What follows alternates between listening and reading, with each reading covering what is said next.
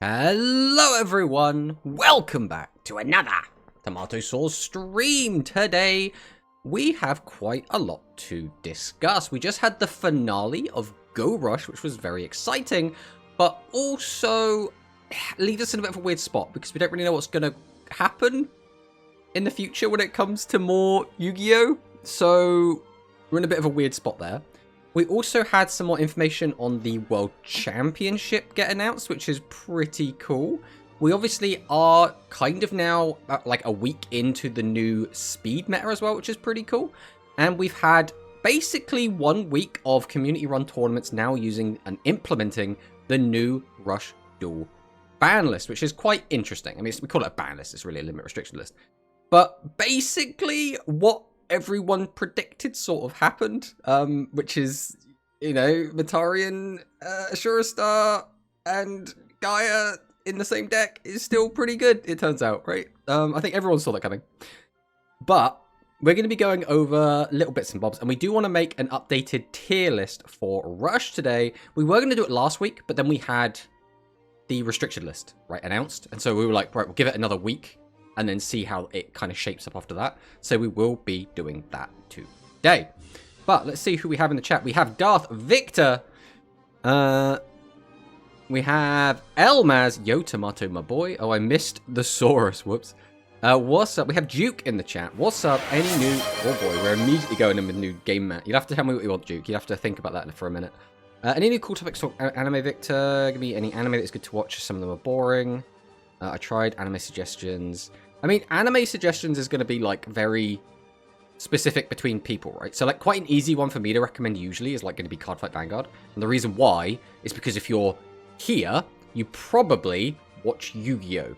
And if you like Yu-Gi-Oh!, you probably like card game anime. And if you like card game anime, well, Cardfight Vanguard is, like, the next best card game anime. So, like, that's always my go-to, and I really like the show.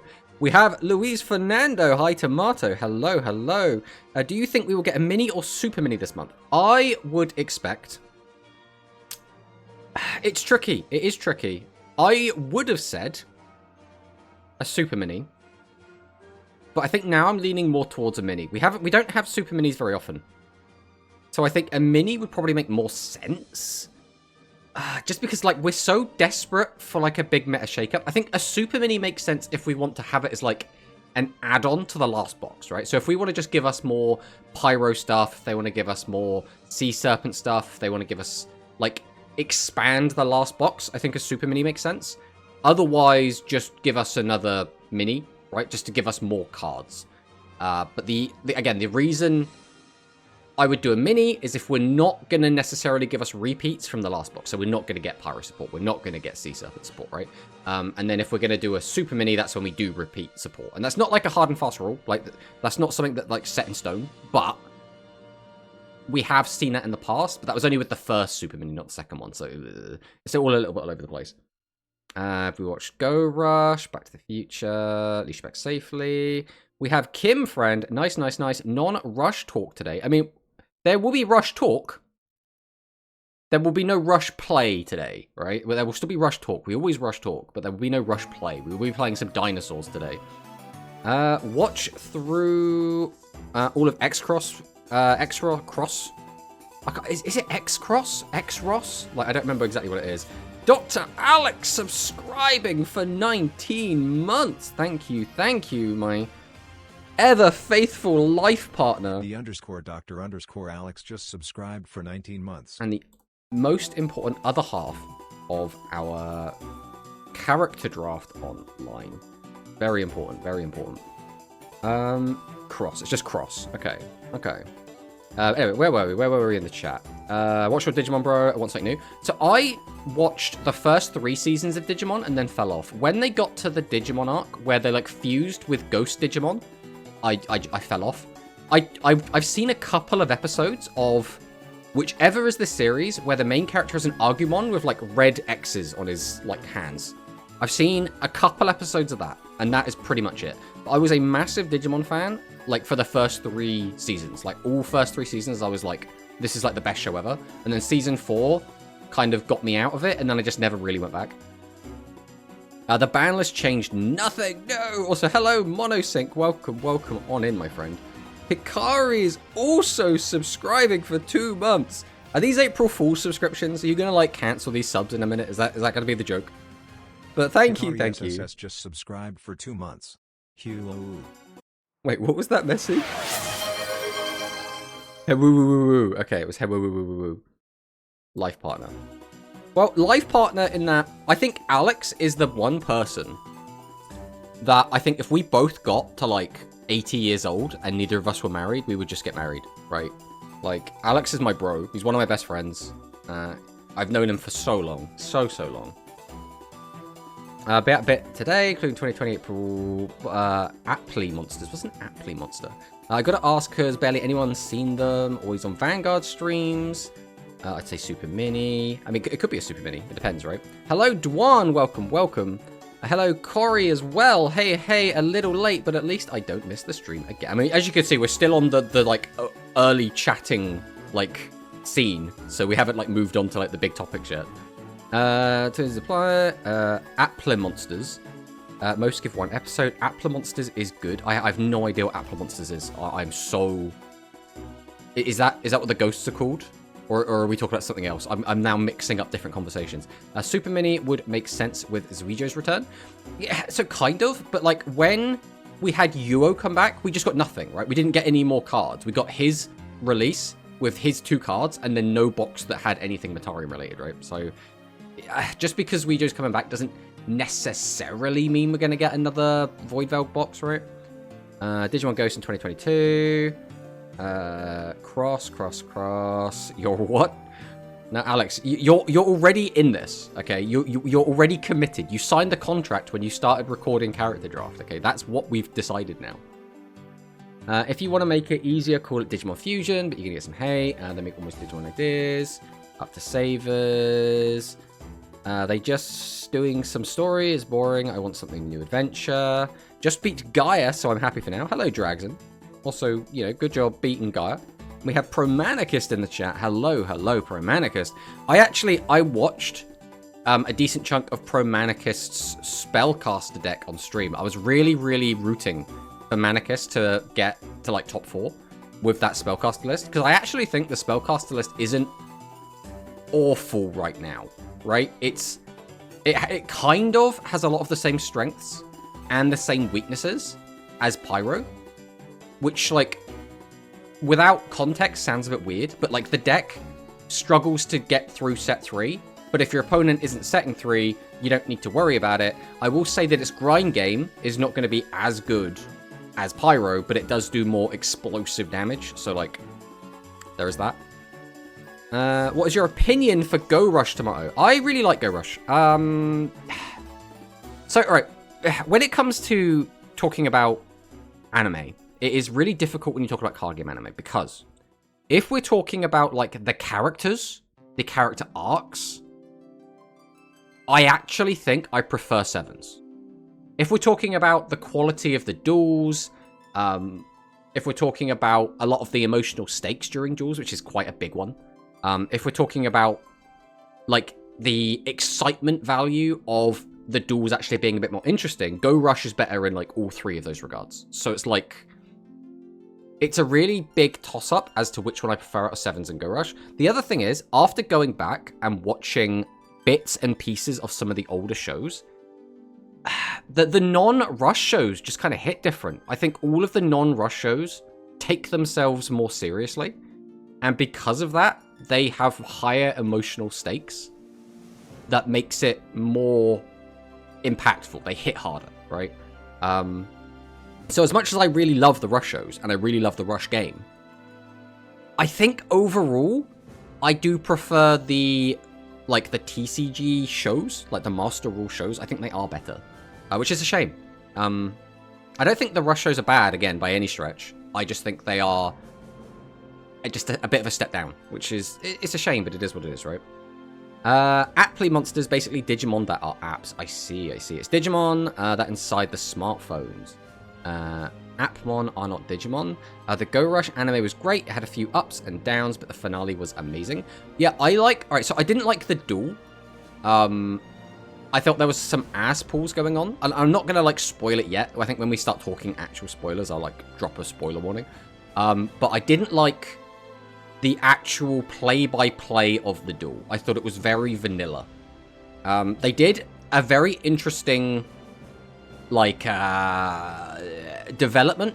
I guess there were, like, 2 interesting developments during the duel. One of them I thought was really cool. The other one I thought was really cringe. So, you know, take that for what it is. This is the most we could say without, like, dropping the spoilers at the moment.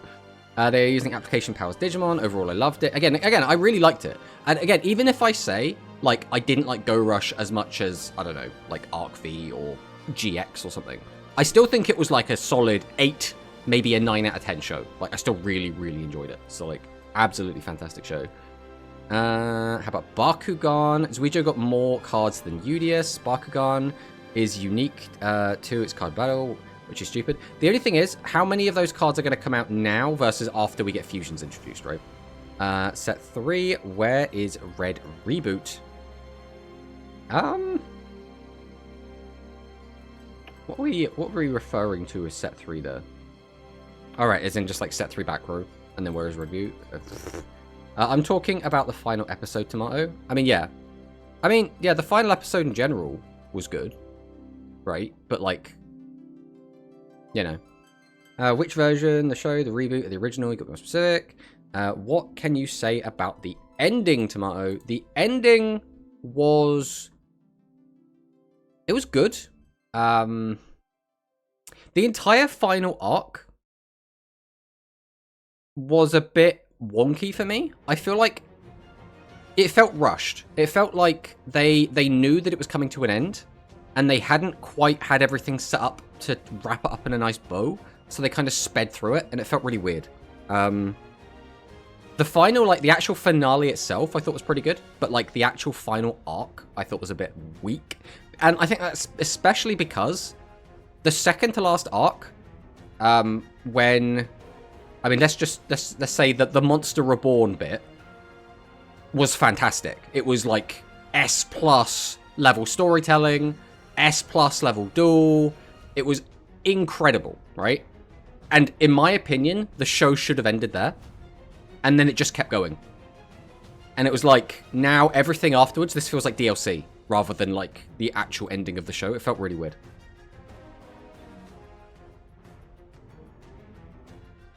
Why are you streaming so early? We always stream at the exact same time, Ray. And this is the afternoon for me, right? Like, this is just how we do things. The new ones, I think, starts... Jesus. Now I'll have to get up and make my breakfast 1 hour early. I mean, that's just how it goes, Ray. That's just how it goes. Since I haven't watched the reboot, the original is my childhood anime and gameplay. Yes, so the final duel of Go Rush was bad. It wasn't bad. But, comparatively to some of the other duels that are actually fantastic, I think it was a little bit disappointing. Hello, VN Penguin. Welcome on in. Go Rush ending was good, bro. They remind me of Zexal. Again, I haven't seen the finale to Zexal, so I can't judge it on that. Whereas Reboot not in Duel Links? Holy crap, it's not. Sorry, I'm working so slow for me. Spellcaster good. Normal Roadstar / Necroman with Poly. Free Fusion. Need to sort more cards, though. The thing is, I think by the time we get new cards for the deck, it will already be a different deck, right? Because, like, I think the next wave will probably get, like, Master of Seven's Road, and then the deck will feel very different, and it'll probably have a different skill. I know we're talking about Rush Red Boot. So Go Rush ending was Rush, and also they are out of ideas. I think Yu-Gi-Oh! Anime is going to take a break. Probably? I yap so much about the Yu-Gi-Oh! About the ending of Go Rush, it lives rent-free in my head. Again, I think it's good. But it could have been better, right? That's kind of how I feel about it. What can you say you get in the final of Go Rush with Roman, Gakuto, and Luke? I mean, it was cute. It was a nice little send-off. But it was just kind of a... This is one more thing to check off to say, like, this is everything that needed to happen to have, like, a satisfying ending.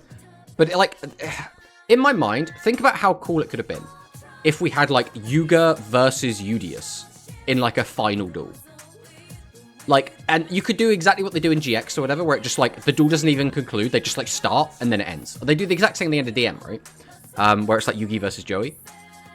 And I think it is peak, right? The only negative would be if Yuga had more of an impact on the finale, I think he would have stolen the show. And every time Yuga is on screen, he's kind of the most important character on the screen. That's just kind of the Yuga energy that he has. We just had DST, Daylight Saving Time, so it's to be an hour earlier. Yes, exactly, Sam, exactly. So hello, Sam. Together, it's afternoon for me too. Europe gang, yeah, Europe gang. We're just all here. We're just all here. They needed to confirm he made it home, or we could have done like Arc V, where Yuga just shows up and challenges Udius. Yeah, I did. The end of Arc V is really weird because I don't view Dennis as a super important character. So like, specifically having Dennis show up was like, oh yeah, Dennis. Well, welcome back, I guess, Dennis. What have you been doing? Was Otis not Yuga? So it was Yuga versus Otis. I mean, we never really had an answer, right? I don't think we ever got a concrete answer. I think they specifically left it up to interpretation. If only Yuga dueled Udius, well, at least it has ending. I saw Udius Army versus the alternates. The only legendary duel in all of Yu-Gi-Oh! Was Jaden versus Yugi. There were a lot of, like, super ridiculous duels, right? Like, I mean, the ones that I always go back to is, like, Sora versus Shun and Yuya versus Yuri. Are, like, those are, like, some of the best duels, period, right? There are obviously some other really, really good ones. I actually struggle to think of what are, like, the really, really good duels from 5Ds. Because, like, I look back at 5Ds, and I look at it really fondly. I really like 5Ds. I really like Udius, I really like Jack, I really like Crow, I like Akiza, like, you know, the twins. Sometimes I'm kind of like take them or leave them. But I can't think of, like, the hypest moments from those shows. Like, the first time Udius fights Akiza is really good. I think the big issue I have with it is turbo duels suck. Like, even when turbo duels are good, they're let down just because they're a turbo duel. And, like, having, like, the whole turbo duel rules, like, shoved in your face just feels really bad. I don't like them. I don't like them. I don't like them. Udius versus Akita. Yeah, we're going to do that a lot. You're going to have to just forgive me for that. My brain is just not working today. What is his name?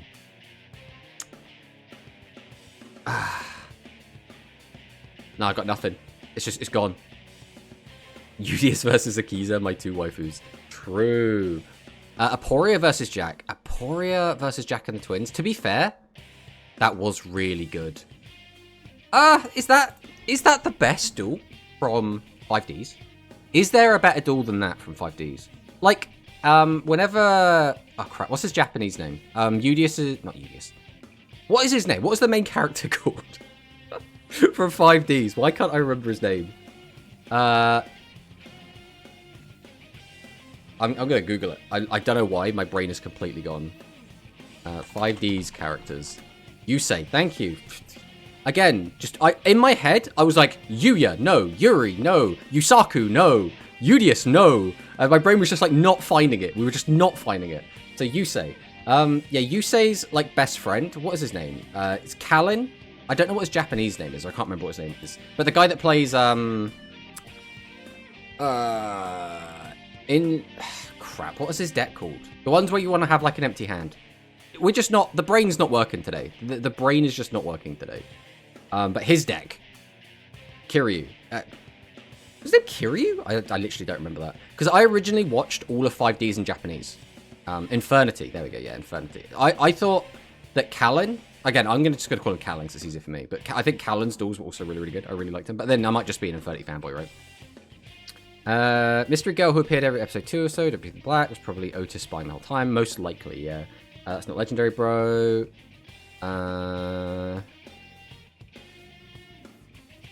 If they duel MC versus MC once. I mean, yeah, but it's very rare that the MCs are even, like, in the same universe. So, like, it's so awkward to have that happen. If you rank FMC, who would be the top... What's FMC? Like, female main character? Are you okay, Tomato? I mean, it's just you getting old, right? When you get old, the brain starts to go. That's just how it does. Also, my husbando.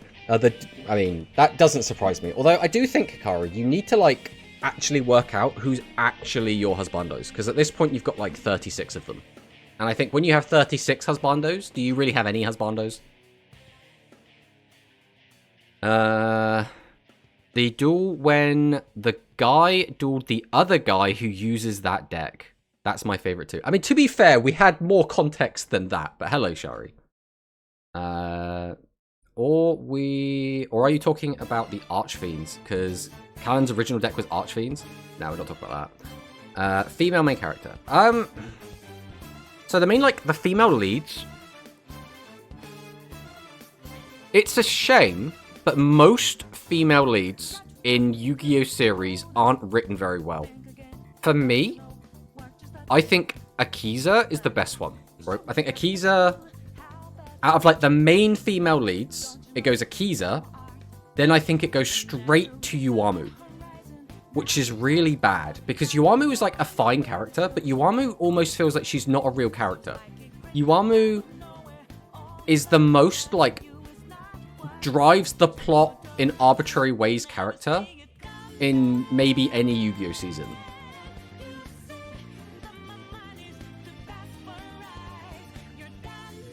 We saw the same across again, yeah.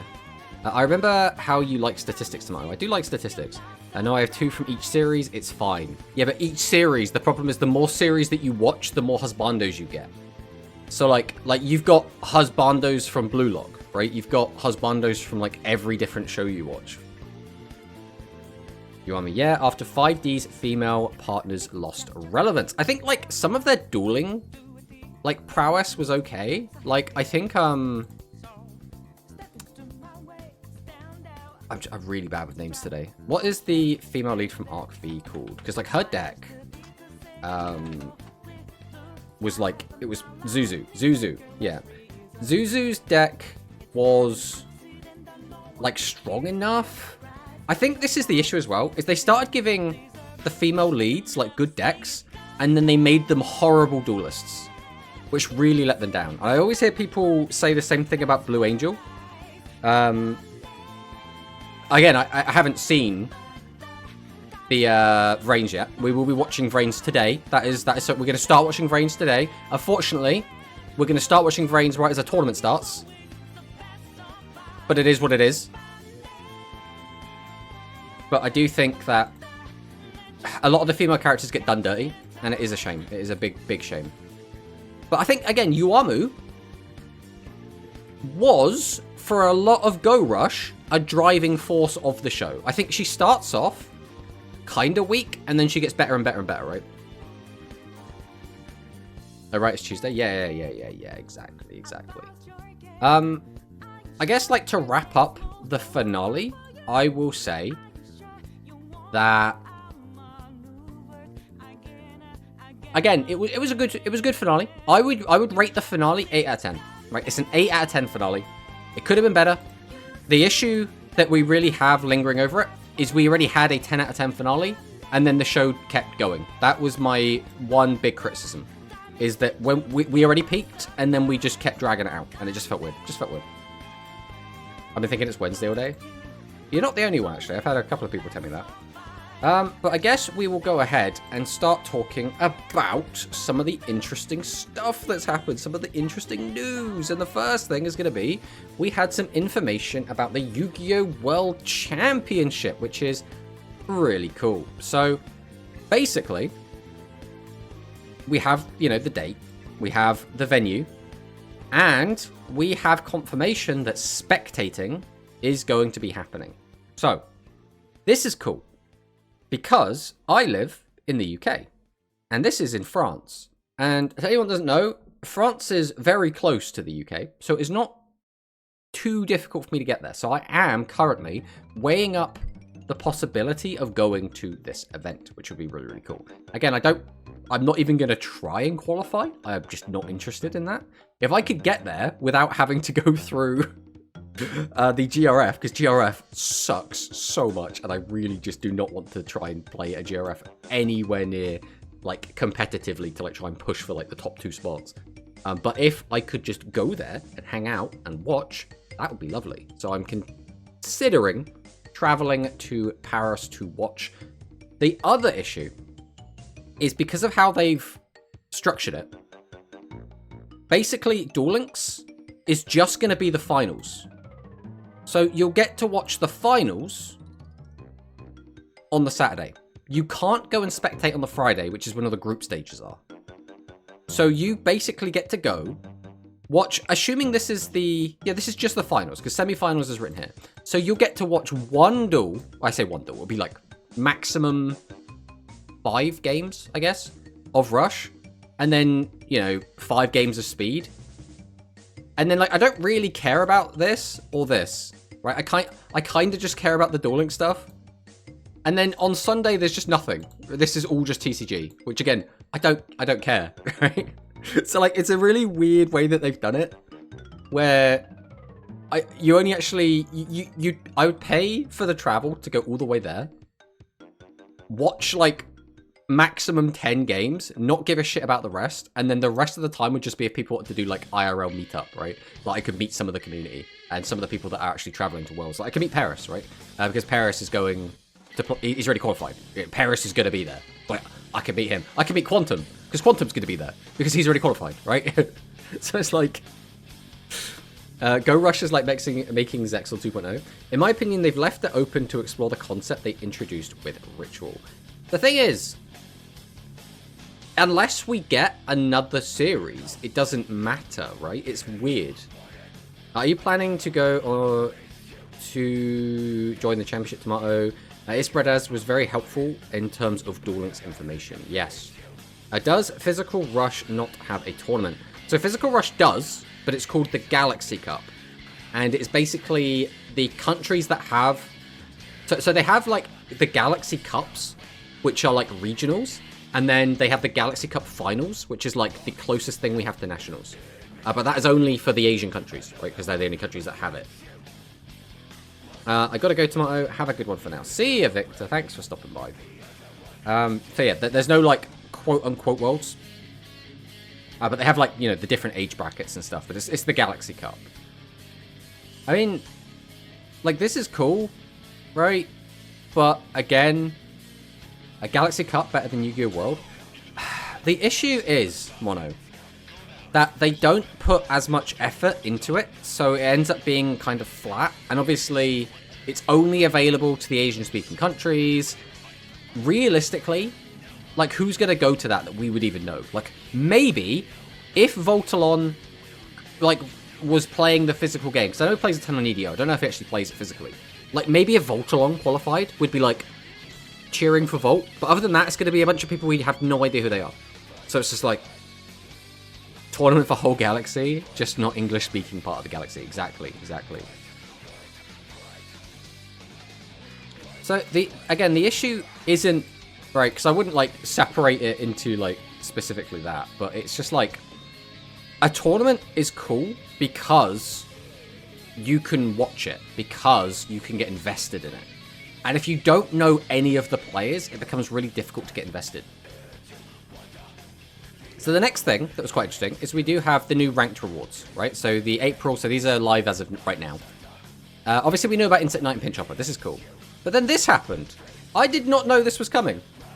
So we can just get double evolution pill now from UR rank tickets.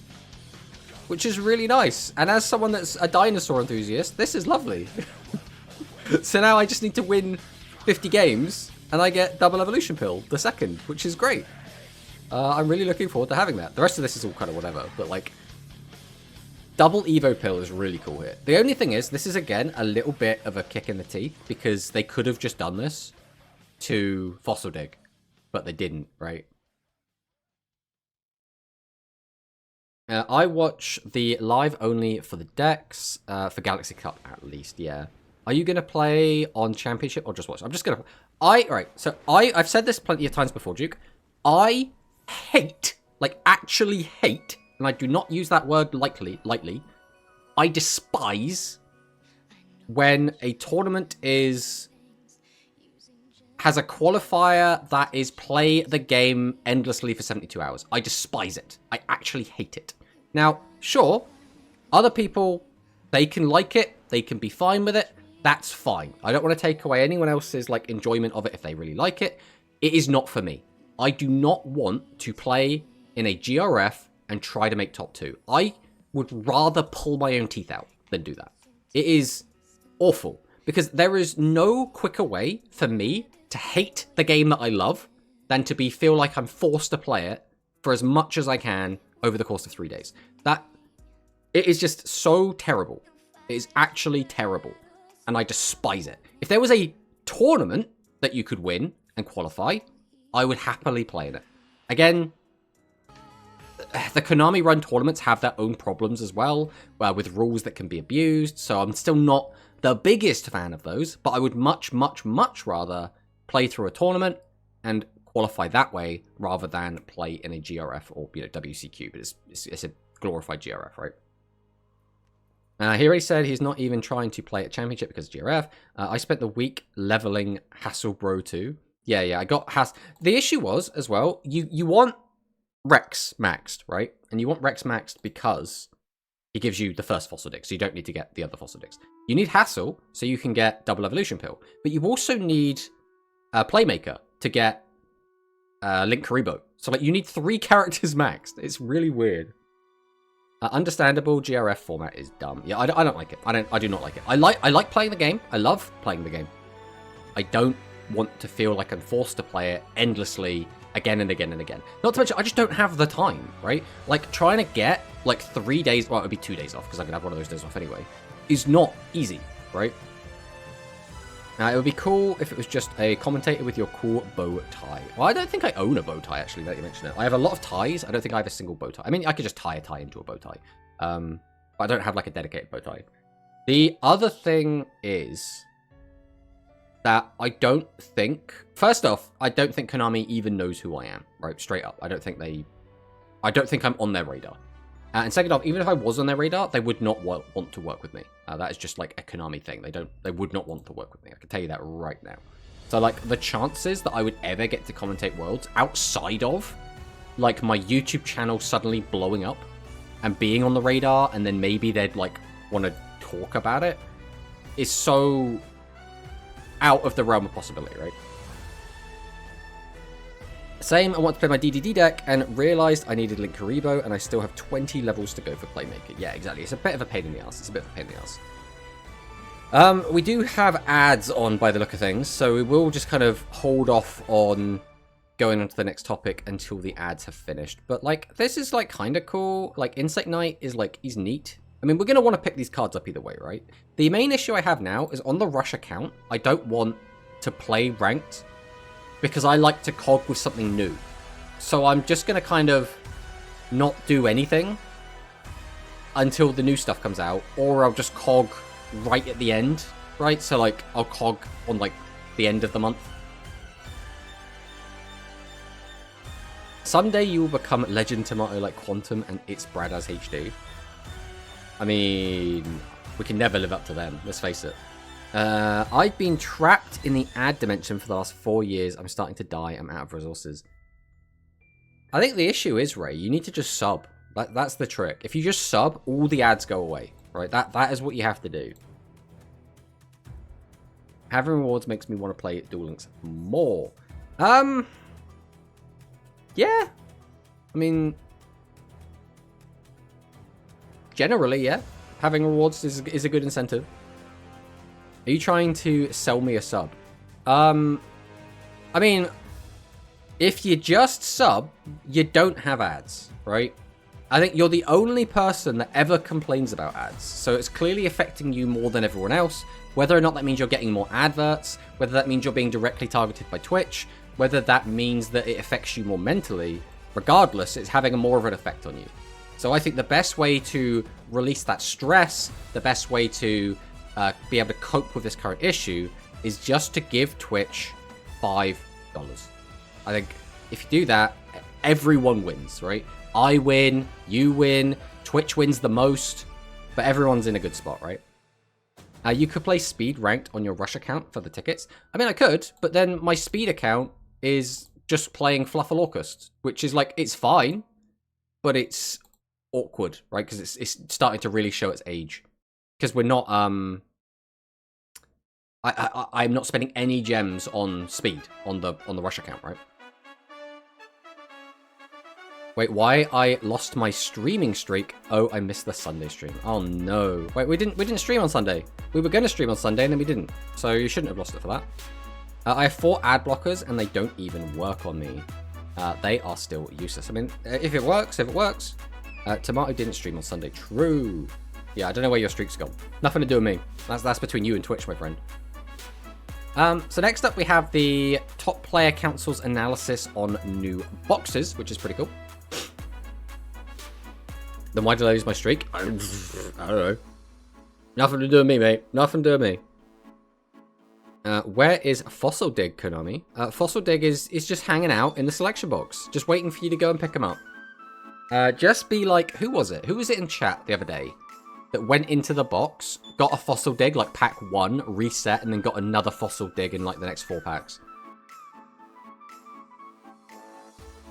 I did get disconnected during the direct stream. Oh, yeah, that was right. We did do that. That did happen. Had to sleep when Tomato didn't stream. At least you stream it today. Yeah. Me, yeah, it was Shari. Shari did it. And then so Shari just, like, spent, like, 1,000 gems and just got 2 copies of it. Probably even got an IP as well, because why not? Streaks don't count on mobile. Yeah, that is something else I've heard as well, because it didn't work for me before when I watched Grands on mobile. I lost my streak, which is a shame, because I had like 100 streak on Grands and then just gone. So hello, welcome to the Banders changes to Salamangreat not being in effect till early April. Instead of a tier list, this week's DPC we're talking about new cards released on March 2025 patch. Expect a tier list update on the 7th, so I'll be a week away. That's pretty cool.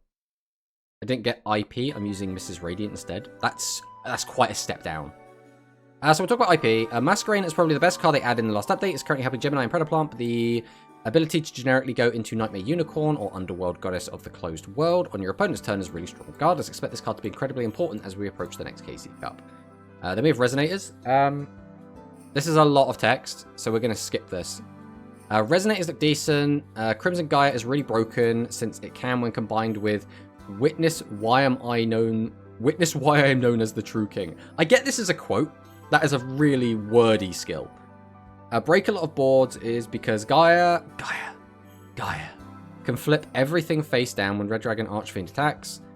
Fiendish Chain for free. Fiendish Chain as well is just really good. Drags to Pelia, Arm Dragon level 10.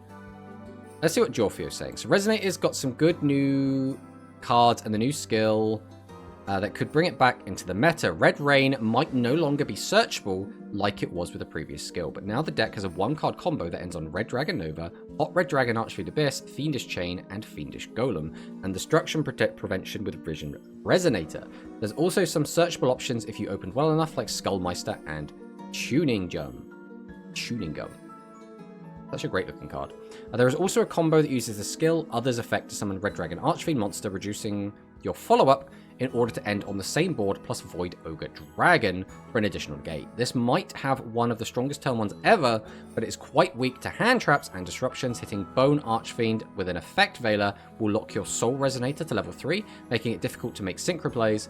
The skill helps for going second with a free Fiendish Chain and free Synchro Monster, but it doesn't really help you set up the combo, so I don't think this deck will be able to break any board with Engine alone. I expect Resonators to be a coin flip deck, as you need to go first a lot to actually do well with it. So Resonator seems really cool. So I watched a tournament. I watched the Grand Prix Empire Association, and I always try and watch some of the speed tournaments when I can, but I was actually glued to this tournament because the meta felt really cool. Like, genuinely, all the decks felt fun.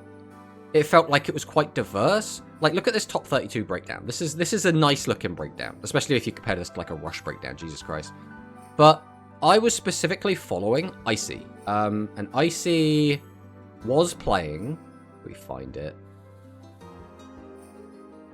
We go past Icy already? We must have, because he was top 8. There's Dwan, there's Bentai. Icy Gamer. Yeah, so Icy was specifically playing Witness Why I Am Known as the True King and the Resonator deck.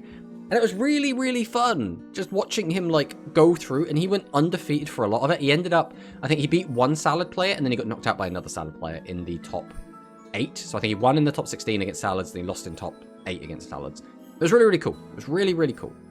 I genuinely think the meta right now is really, really fun.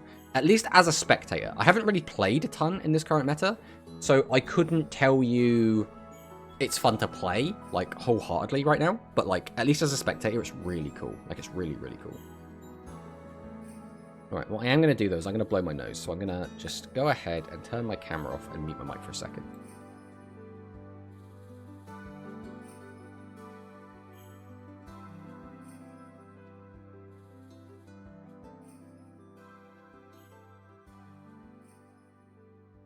There we go. Now we didn't have to listen or look at that. That was because it was kind of gross. It was kind of gross. Geoffio will always be the copium killer. I mean, we'll see, right? We'll definitely see. Let's see what Dwan said. Resonator is the most promising deck from the new box. In my opinion, one of its strongest additions is Crimson Gaia, which has 3 powerful effects. It lets you add any card that mentions RDA from your deck or graveyard to your hand. The main search targets are Soul Resonator, Vision Resonator, and Fiendish Golem. Some players also include Scarlet Security, which can destroy all of your opponent's spell and traps if you control RDA. Flips all of your opponent's monsters face down when RDA declares an attack. This makes Red Dragon Archfiend's effect, normally situational, much more impactful, as it will now consistently destroy your opponent's monsters. And it allows you to special summon Red Dragon Archfiend from your graveyard whenever a monster is destroyed by battle or card effect. Since this applies to any monster, destroying an opponent's monster also lets you activate it, which is really, really good. You played one Springan game against me. Springans is like, it's such a weird one, because I really want to like Springans, but I just feel like there are so many ways that the Springan deck just doesn't get to play the game. And when I know that's an option, even though it's probably not going to happen very often, right? A lot of the time, you'll probably just get to do Springan things, but because I know how easy it is to interrupt it, I've kind of lost the motivation to actually play the deck. Because again, if you don't get your Golgonda summon off, the deck is so underwhelming. Like your turn 1 is like next to nothing. And it's just kind of whatever. So then we have Dinos. Dinos get 3 pieces of huge unexpected support to turn into a solid deck in the upcoming meta. We have Oviraptor and Archosaur, new methods for the graveyard, which search suitable combo pieces to make its boss monsters much wanted consistency for the deck. Ultimate Conductor Tyranno easily searched and summoned boss monsters that can flip the opponent's board face down during both main phases. Also, it can attack all monsters and deal damage when attacking defensive position monsters and send them to the graveyard. Very, very important effect. And having 2 or more copies of Fossil Dig will make the deck super consistent, which is obviously very, very important. So Dinosaurs is a deck that I really want to be good. It does have like a couple of issues. The biggest one for me being like these like lingering floodgates. Because like Necro Valley you can kind of play through, but you need like the correct hand set up. But like if your opponent dwellers you, like what do you do into Dweller realistically? Like you're not doing a lot. It's an awkward one. It's awkward. I mean you can still like do stuff through Dweller, but like it really cuts the combos down as to what you can actually accomplish. So Dino's got their support from the TCG, and the deck is finally good. We've had Miscellaneousaurus in the game for a while, and it was mainly used to summon a level 1 dinosaur from the deck. But in actual Dino deck, its protection allows you to combo off in the main phase uninterrupted, as long as they're not on continuous effects like Fiendish Chain or Crackdown.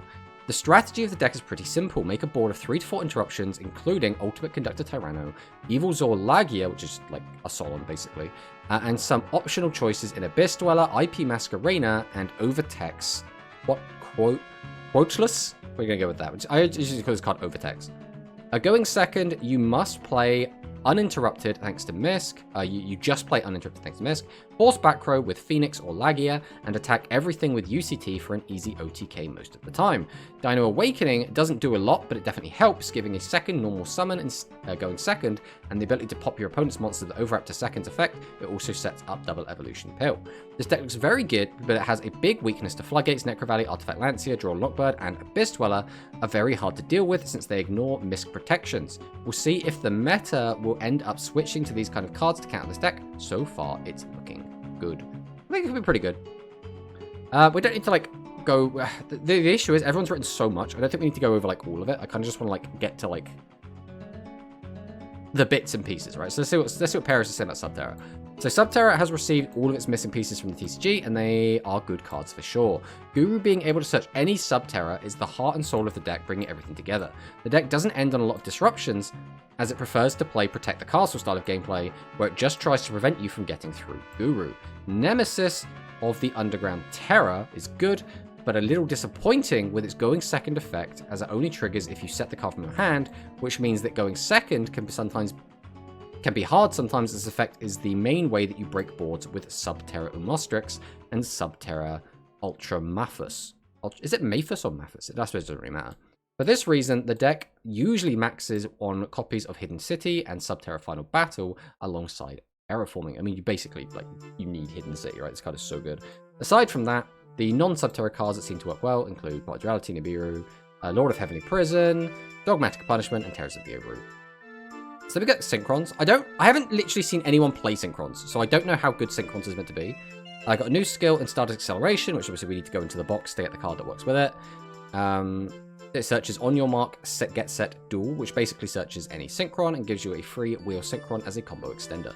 The boards this deck can make are pretty good, since they can have an unaffected shooting Quasar Dragon with Excel Synchro, Stardust Dragon's effect, and Herald of the Arclight. However, since the skill doesn't give you a bonus effect for going second, the deck will struggle a lot with interruptions. I personally don't see the deck being able to compete in the meta, despite its very strong turn 1, since it's too reliant on the coin flow. Which is, it's fair, it's fair. Then there's Tindangle. I really don't like Tindangle. Saying that, I don't really like Subterra either. They're just not my cup of tea. I guess we'll just skip that and go over to DDD here. So I really don't like the bullet point way of breaking these down personally, but I think we'll just go over to Bentai's.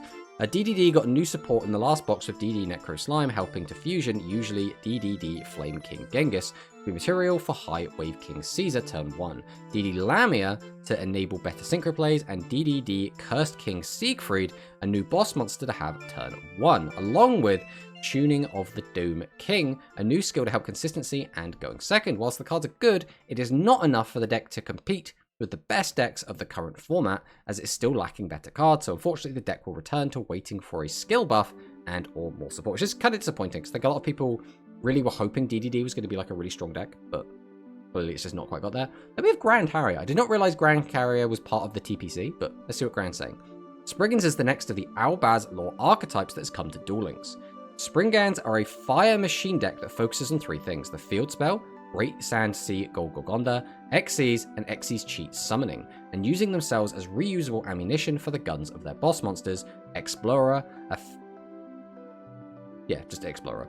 A failed deck in the OCG and TCG, they are giving a new lease on life with very potent skill in Springans Joining that allows the seamless fusion of the Springans as well as the Fall of Albaz / Dogmatica Ecclesia the Virtuous. Something that was never really explored on paper. In addition to that, it can effectively become a 3+1 and a Foolish Burial every single turn, giving you immediate access to their spells and, more importantly, traps, one of which provides free bodies, including the super polymerization-like effect of Albaz himself, alongside a monster negate / zone lock. This is a fantastic addition that really brings it all together, giving the deck amazing consistency. A typical turn 1 can bring out 2 Xyz monsters and set up a trap-based disruption. We've also seen new change to the typical monster lock that skill usually brings, doing so on your turn only, meaning that you can run cards like Nibiru and Ice Dragon Prison. Konami also future-proofed the potential of this deck because it can look forward to being able to implement the new Albaz fusions as they are released, synergistic with how easy it is to bring them onto the field. That said, I do not personally expect this deck to make a major splash on the metagame. Despite having a lot of things going for it, many players' attentions will be on the more obvious things like Resonators and Dinosaurs, leaving the brewing and tournament representation of Springans to be handled by only the most dedicated, as it lacks the ability to be a breakout success with its strong but not broken cards and skill. So this is... I really want Springans to be good, but like...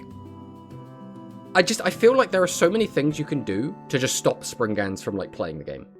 And again, it's a weird meta that we find ourselves in when there are actually quite a few decks that are seeing play, which means players have to run outs to as much as possible. And because of that, it either means they just will have the outs to this or they won't, right? It's kind of a weird...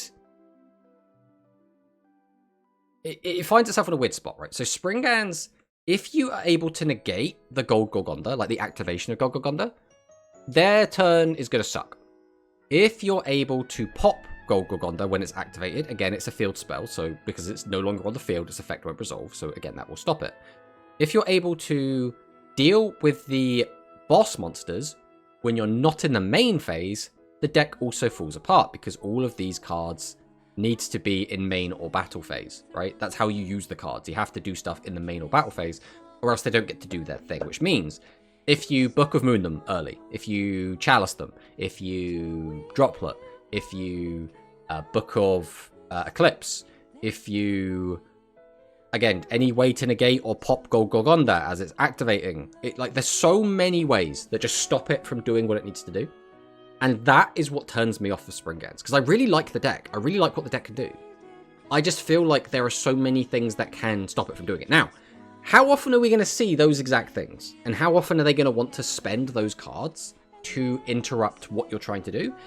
Sometimes not that often, right? You could probably play this deck on ladder and play 20 games and never get interrupted, or at least never get interrupted at those key points that make the deck feel really bad. So, like, it might not actually be a big deal, but because I know that those things can happen, I don't want to play Springans. It's very sad because I really like the deck. I think it's a really cool deck. Good afternoon, Mr. Dinosaur Wing. Hello, Barox. Welcome, welcome. Over love idea for Springans. Working at HR department Konami. I mean, yeah. You MST the field spell and Springans is doomed. Exactly. That is the issue, because you can get the field spell back, but you can only activate it once per turn, right? Like you can activate the field spell, but you can't activate the effect of the field spell more than once. So like, it just sucks. The things that hurt other decks also hurt Springans, like Dweller / Necromancy includes for Dinos. Yeah, very true. Very, very true. So, hey y'all. Hello, Googoats. Welcome, welcome. I mean, we don't really need to talk about Predator Plants. That's kind of it. Despite what I said, Springans best and fun deck. I had so much fun getting Cog with the season, plan to do it again. I mean, yeah, that's fantastic, right? As long as everyone's having a good time. Again, for me, I just kind of want to play Dinos. I mean, we've built Dinos, so we're going to play it. I do kind of want to try out Resonators as well. We don't quite have Resonators built yet, but we're getting there. We're getting there. But thank you for following Purple Smoke. Welcome, welcome. But as we were saying before, there was another tournament, another grand tournament, yesterday, the Meta Weekly. The results haven't gone up, but I was intently watching specifically Empire Ascension #2. This was such a fun tournament to watch. If you like just kind of watching tournament play, if you like watching the best of the best throw down, this tournament, in my opinion, was such an S tier tournament. Obviously, it was still kind of dominated by Salad. The finals was a Salad mirror, right? But it was still between Jay and Paris, which are two absolutely fantastic players. And they were playing what they believed to be the best deck in the room. It probably still is the best deck in the room. But it wasn't just over Salad domination, right? We still did see Predator Plants. We still did see Dwan playing the Tri-Brigades, which is, again, a really cool deck. I believe Dwan was playing this... Was this in the weird way? Yeah, he was playing with the Dimension Distortions, which is kind of cool. Again, we saw Resonators top 8. We saw Subterra, which, again, I don't really like Subterra, but, it's a different deck. That's pretty cool. Pendulum Rebellion also made top 8. Now, this deck's, on paper, I really like the Phantom Knights. I really like PK. I think PK is a cool deck. I do think some of these cards, like Arc Rebellion and stuff, are a little bit cringe. But again, it's nice to see a different deck show up, right? It's nice to see another deck. Wow, 14 heroes and only 3 got top 32. Exactly. Why skill let you play in Tour? Why skill let Salah play in Tour? I can't remember exactly what it was. They either said... I can't remember what the rule was. Either it was you could just play the skill unchanged. I think it was they had to discard a Salad. I think that was the rule. I'm pretty sure it was if you want to play Salads and you want to use the skill, you have to send a Salad with the skill. I think that was the restriction. But then we have like more Predator Plants. We have Soul Burning Link, which is again just more salads. It's kind of whatever, right? But then we had another salad, but this was Toti playing with like Ghost Mourner and like a lot of hand traps. Like you see, this is a very heavy hand trap version of the deck. Another Resonator player. Then we had Geminis, which again, Geminis is a cool deck. It's one of the top decks. We even saw Stardust Acceleration make top 16 as well. There's another Soul Burning Link. We had a hero player finally. First hero player was in top 16. And that's all the list they showed off here. But like, it's still just this was such a cool tournament to watch, right?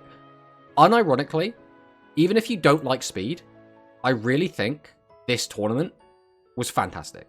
I would, if we could just get tournaments that were just this again and again and again every week, I would be so happy. We just look at all these different decks, right? We saw Synchron, Shark, Shadow, Raid Raptor, Phantom Knights, Lyroless, Dinos, DDD, which, again, we just got over people saying about how they don't think this deck's going to compete, and there it is. I mean, to be fair, it's top 32, so it's not top 16, it's not top 8, but, like, it's still doing well, right? 2 Tri-Brigade, 2 Subterra, 2 Resonator, 2 Predator Plant, 2 Gemini, 2 Dragon Maid, 2 Agents, which, again, had a lot of controversy, 3 Hero, and 7 Salad. Now, obviously, Salad was, like, the strongest deck, but even despite that, they're still just absolutely incredible to watch. Like, when I hear people talk about, like, tournaments that they loved, and they, like, will go back and watch again, like, things like the YCS Edison, stuff like that, this is, like, that level of tournament where I'm like, this is peak. This is peak. I absolutely love this. Yeah, just got Salad. Yeah, just got Salad. Hero without Necrovalley and with Necrovalley. The Tri-Brigade deck in the meta weekly is spicy. The thing is, they haven't posted the lists yet, right? So I could go and like look at the VOD and find it, but oh, they have posted it. I'm just blind, right? I'm literally just blind. Ignore me completely. So we have Paris winning again. Paris is just literally taking all of Grand Harry's money. Then we had Resonator here. So it was the Tri-Brigade list. We're going to take out the Tri-Brigade list. So here was the Tri-Brigades. So this is the big thing with the Tri-Brigade list, or the deck, is that you don't need to, like, play the tries, right? So, like, this was, like, the weird one with, like, the 3 Chaos Greed, 3 Didiz Servant, just full of trap cards. I haven't actually seen this deck, like, perform. The issue that I had was there was a Rush tournament going on at the same time as the Meta Weekly. So I got to see some of the Meta Weekly, but I didn't get to watch all of it, so I don't think I actually got to see this deck play. It's a nice pie chart. There's a meta with variety. Exactly. Plus, again, I really thought the games were just good. I really liked it. That being said, anytime you see, like, Hero, you're always still just going to be like, what are you doing here, Hero? Just go away. We're kind of sick of you. But even then, there was only 3 that made top 32, which is still pretty cool. What else do we have? We have Bentai playing Starving Venom. Okay, so we only get to see not very much. Master Chef Shu at it again. Obviously, like, there's no pie chart here. As well as we're only showing top 4 decks, so this is just not, like, as interesting, unfortunately. I guess another big thing about the Grand Prix Empire Ascension. I think it's meant to be Ascension. I don't know. Either way, it is a big tournament, right? It's a collab between Grand Harrier and Acceleration Gate. Obviously, 2 absolutely fantastic players. There were 92 players. Obviously, like, we would like to see that be higher, but 92 is still really good. As well as, I believe, do we have a prize pool listed anywhere? I think because it was a joint effort, it had like a bigger prize pool than usual. But I don't know. Imagine a rush chart like this. It will just never happen. Our rush charts will look very boring. That's just how we do. Usually Meta Weekly has a lot less players. I mean, how many were in Meta Weekly? So this one was 92. I mean, if we go and take a look at Meta Weekly, this was 32. Yeah. But again, the main issue with Meta Weekly is you have to pay to play, right? Like, you have to be a sub, which a lot of people don't want to do, right? Whereas it's just free. I faced a hero player who played cards that recycle super polymerization. That does sound very annoying. But hello, Rank Referee. Welcome. A session because hosted by Excel. It's not a word, right? At least I don't think it's a word. We need more decks first. So the thing is, though, we have had, like, if I go and bring up Let me go grab this. So obviously I do breakdowns, but my breakdowns are only top 4, right? So it's gonna look different regardless. But I do like meta roundups, which do show what is like performing. So like this was the last one we did. So this was the 28th. So this was like 4 days ago, or whatever. And our pie chart, like this is to be fair, this looks a lot better than it has looked for a while. I'm also starting to realize that these get a little bit hard to read, like on this. So I'm gonna probably start putting like thick, bold lines between these. But like Gaia Matarian being 43%.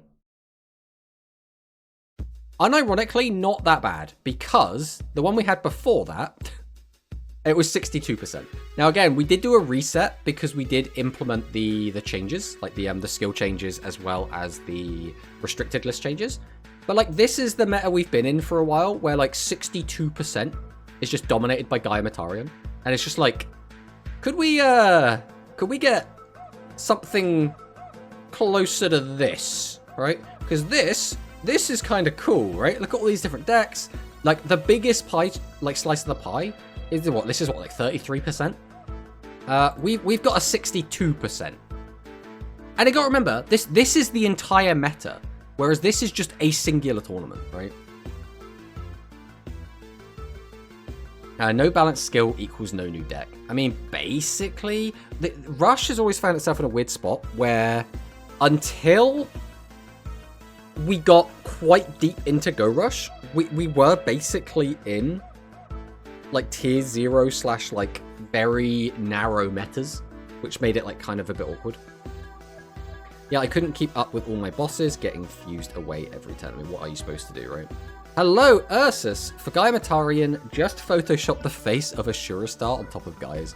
I mean, we could do. Definitely could do. But like, this was gross, right? Now, obviously, if we go and take a look at the actual data, because we have the raw data here. So this is... This here is just after... or just since the changes, right? So this is just like the last week, right? And we've already seen Gaia Matarian. So if we take a look at the top 4 points, once again, Gaia Matarian is back over 50%. If we look at representation, it's actually doing better with 54.2% compared to 53%, right? So like, we're kind of back to this this dominance of Gaia Matarian. But again, we kind of knew this was going to happen, right? Like, I think everyone took one look at the restricted list, and they went, yeah, this is still going to be the best deck. And lo and behold, it's still the best deck. Now, to be fair, we did get 2 Psychic wins. That's very respectable. We did get a Chemicalized win, thanks to Ursus, who is in the chat right now, keeping Chemicalized alive. But Chemicalized is a very hyper-specific deck that is very good into very specific things. Chemicalized managed to dodge all of its bad matchups and only basically played against Gaia decks the entire way up, which is exactly what Chemicalized wants. Now, Chemicalized isn't just going to automatically win all of those games, but I think Chemicalized into like Dragons or Psychic is going to have a much harder time. So it was also kind of like the stars aligned to allow that to like perform as well as it did. And I don't know if we're going to see many Chemicalized tournament wins going forward, right? Hello, Sakadetsu. Welcome on in. I think we're getting Dark Hole in Rush this month. This month? I think that is a interesting prediction there. Are there any cards like Wild Tornado and Rush Duels? That'd be a nice way to counter all the back row removal. No is like the short answer. We'll repeat this again when the ads go away. So this is quite an important topic that I think is worth discussing. So we'll just wait for the 20 seconds for that. But like the gist of what we're basically talking about here is the ban list didn't like the ban list helped. I'm not going to sit here and say the ban list did absolutely nothing. It didn't do enough, realistically. This is exactly what we foretold would happen, and lo and behold, exactly what we predicted happened. So going back to what we were saying, I don't think we're going to get Dark Hole anytime soon. I'm on the fence as to whether I think Dark Hole would be a nice addition. I think if you did, you'd have to release a bunch of other cards at the same time that do allow you to interact with it. But like other than that, like maybe it wouldn't be that bad. We're getting Dark Hole, Chemi Maximum, and YGO Fusion Monster. In my opinion, Rank Referee, I think that is so far away, right? So what I would predict is the next box is going to primarily focus on probably... Ooh. So it could be Wind Psychics. That's kind of the next big deck. But we could also get Wind Warriors and a Tiger release. We could see some of the other Sevens fusion decks. So obviously there's Plants. There's the new Pyro stuff, which the more I think about it, the more I don't think we're going to get the new Pyro stuff because Konami hate noodles. There are just various bits and bobs from Sevens that need to come out. I think before we get to the fusions, we will be getting the Wind Psychics. I think that makes sense and give us like the really good equip spells. I say really good. The equip spell lets them attack twice. It's like, it's fine. Then after that, I would expect us to get the Lug. And with the Lug is when I expect to get a load of the Go Rush fusion stuff. And that's when we'll start getting like Eternal Galactic Oblivion. We'll get Five-Headed Dragon. We'll get the Dragius and the Dragius Star. We'll get things like... I don't know if we'll get Transamu Road Rhynac yet. Maybe? We'll probably start picking up the Dark Galaxy fusions at that point as well. I think they'll make a big deal out of that because the Go Rush fusions is quite a big step up in power. And that, in my opinion, is when Go Rush peaked, is when we got the Go Rush fusions. But going back to what XEs was saying, are there any cards like Wild Tornado? The answer is no. So we have cards, because of the way that Rush duels work, just because of how there's no chaining, the only way cards like that work is they have to be left on the field when something else gets popped. So you have cards that are like, when one of your other back rows is popped, it can flip over, and assuming it was not the card that was popped, it can do a thing. That is the closest we get, which does kind of suck, but that's the world we live in, right? We playing Dinos today? We will be playing Dinos eventually. Hello, CZ. What brand of copium are you using? I mean, again, it's possible. I just don't think it's likely, right? You'll see once the new box drops. Gaia loses to Chemicalize, loses to Open Attribute Wizard Family. I mean, Open Attribute Wizard Family is probably like the best archetype, let's face it, right? What really beats Open Attribute Wizard Family? Soon Insect will be tier 1 and beat all Gaia decks. I don't think so. I mean, to be fair, Insects are quite good at actually getting rid of the Gaia bosses themselves. They're just not very good at dealing with the level 9s, right? That's the main issue. The moment they release Delirium Insects early, I don't think they're going to do that somehow. Delirium is way too strong. I guess we'll wrap up the speed chat for now. Worlds is cool. I might go. I haven't decided yet. I'm definitely not going to book a hotel until I have a ticket because what would be the point of booking a hotel? I'm not going to go. Ranked rewards. These are cool. Nothing particularly interesting to say about them. Double Evolution Pill as a ranked reward is really cool, and I look forward to picking up a second copy because I think 2 is probably going to be optimal. The analysis was cool. We talked about, you know, all these new decks. I think dinosaurs look fun. I'm going to hopefully do well with them today. This tournament was amazing. I highly recommend that if people, you know, like watching Speed or like playing Speed, play in these Grand Prix and the Acceleration Gate tournaments. What are Acceleration Gates tournaments called? They're called like... I cannot remember what he calls them. They're like the gate... I literally can't remember. He literally posts them in my server. And I'm just going to find it quick. I need to know.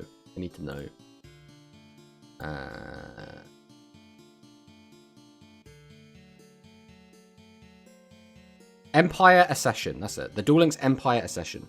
So he actually just calls them Empire Accession. There we go. It's right on the screen. I'm just not even reading it. But yeah. But both absolutely fantastic tournaments. 2 absolutely fantastic hosts. And again, this tournament, in my opinion, this was like S-tier tournament. Absolutely loved it. Double Evolution Pill being ranked reward saved me a lot of time, probably a week. Gaia cannot be Insect Knight. His battle prowess is unmatched. That is true. That is very true, to be fair. So I guess now we have kind of already started talking about Rush. We're going to go into our tier list because we like to keep the tier list nice and up to date. So this was our previous tier list. This was after 1 week of results.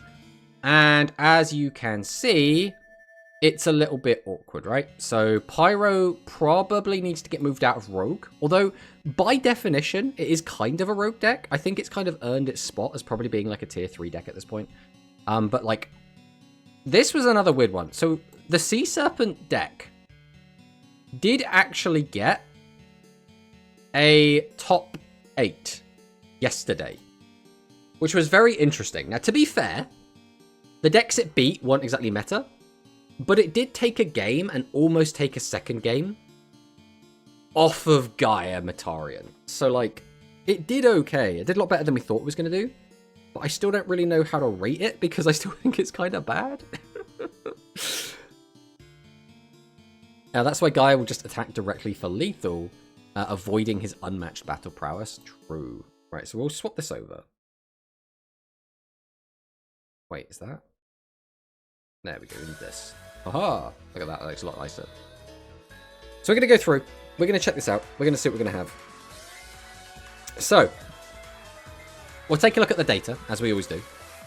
And who is number 1 on the data? Well, it's Gaia Matarian. And if we take a look, Gaia Matarian has 3 wins next to the next highest being 2. That's not that bad. But then top 4, it's 13, and then the next highest is 4. Top 8 is 25, and the next highest is 6. And then points in top 4 is 35 to 10. Now, I don't know about you. I think it stays exactly where it is. This is still the best deck in the game, and it's in its own tier. It's completely in its own tier. Like, nothing could be. Realistically, decks can beat this deck. They're not going to be beating this deck more than it's beating them. That's just kind of how this deck appears to be right now. Huki's first time playing the deck too, I think. Yeah. I mean, the only real spice we saw on the list was the, I can't remember what it's called, but it's the spell card that if you have a field spell, you can flip up your opponent's monster to face-up attack position, and if it's a normal monster, you can draw a card. Like, that was like the only spice in the deck. Other than that, it was pretty bog standard. So what we go next? Gaia is like the next best performing deck, along with Psychic and Dragon. I think we're probably doing something like this. We're going to move Gaia up. I think Gaia, pure Gaia, has kind of shown that it can hang with these guys. These guys all feel fairly balanced against each other. And guess what, right? If we just changed the fucking skill and made it so you can't play Matarian with Gaia, we would have 3 decks in tier 1. Shocker! That would be incredible, wouldn't it? If we actually had 3 different decks in the same tier, that being the best tier. That would be nuts. But instead, Konami doesn't know how to balance their fucking game. So instead, we've still got this. Which, again, this deck is like, it's fun. It's not awful to play. And it's not an awful meta to play in. But it is just not good enough. Pure Matarian could be tier 2, to be honest. I don't think so. I think Pure Matarian, at least in my opinion, losing Gun actually did hurt the deck. I don't think it's going to stay where it is. If we kick it a bit. I don't think it's going to stay in Rogue. I think I'm going to move it to tier 3. I don't think Pure Matarian keeps up with any of these 3 decks consistently. It can still definitely take games. I don't think it like beats any of these decks consistently. I think we also probably move this down. Probably. I mean, Hero hasn't done anything, basically, like, since the changes happened, but, like... Because, like, technically Gaia Hero hasn't, or, yeah, Gaia Hero hasn't really done anything either. I think we definitely also bring Pyro up. The thing is with Pyro is, I think Pyro is really good at killing this deck, and this deck. And then I think it's really bad at killing this deck, kind of this deck. So, like, it's one of those decks where it really is like a rock, paper, scissors. But it's like, it's losing against theoretically more decks than it's beating. But this deck's seeing so much more representation that it doesn't necessarily matter that it has a bunch of losing matchups. Because if no one's playing these decks, so you don't get paired into them, does it matter? Right? Insect best deck, let's go. I normal summon Insect Knight. Well, yep. It's fine against Psychics. But, like, it's one of those things where, like, even if it's, like, fine into Psychics, does it have, like, a winning matchup, right? Because I would still say that's at least 55-45 to Psychics. So, like, it's still at the upper echelon, still going to lose more than it's going to beat Psychics. At least, that you know, that's my...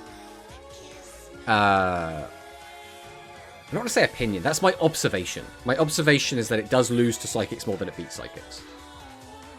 But, again, I do think it hard loses to Dragons. Like, Dragons, at least on paper, seems like it's, like, absolutely shitting on Pyro. Definitely not winning, yeah, 45-55. Yeah, that's kind of the influence, like, or the, again, the observation I've made watching these games and playing it a little bit, right? I haven't really touched the Pyro deck in a while. Probably should go back to it at some point. And then we get, like, the other decks, I guess. I mean, what else have we got on here? So, like, Chemicalized, we already talked about Mataro, we already talked about Gaia here, we already talked about Overlord, Sea Serpent, and Spellcast is the next one. I think it's worth mentioning these decks. So we got what? Spellcasters probably going rogue. Overlord probably going rogue. And then Sea Serpents. I don't even know if we bump Sea Serpents up, to be honest. I mean, are we bumping any of these other ones down? Cyber Dragon is probably still fine to be in high rogue. Machine Good Stuff, I think, is also still, like, fine. Pure Hero. So the only issues I see with these, right, is Gaia Hero, in my opinion, this is just a worse version of Gaia Matarian in almost every way. Like, the benefit to playing Gaia Hero is that you have 300 more attack on your boss. Theoretically, if you summon out 2 Burst Wingmen, you can stack a guy up to 41. You can have vanilla bodies that have better defense, right? So you can have, like, Avian with 1,000 defense, which is 500 more than, like, the imaginary cards. And then you could play Argent if you wanted to. Other than that, like, what does this deck do better than this deck? Like, this deck just does everything that this deck does, but better. Like, being able to pop face down monsters, incredible. Being able to flip monsters face up, incredible. Being able to pop opponents' dragons can be really, really good. It just feels like it's better. It just feels like it's better in almost every way. And then when you look at, like, the Pure Hero, again, it's like, why would you play Pure Hero when you could just play Hero Gaia? And then if you're going to play Hero Gaia, you could just play Gaia Matarian, right? Like, it's like this is a worse version of this, which is a worse version of this. So, like, that's kind of why it's down here, I guess. But I don't even know if it needs high rogue anymore. Did you see my open attribute wizard family list? I didn't see the exact list that you had. Because I wasn't looking at the end when Mono showed it off. So no, I don't think I've seen the exact list. Hello, Baj. Welcome, welcome. I think we probably move these out of the way. I think we're also going to get rid of the bad tier, just straight up. We'll just get rid of this. We don't need that. Because I don't think it matters that we put, like, all of the quote-unquote bad decks in. But I do think that some of these are coming out. Like, the decks that have just done nothing in, like, so long.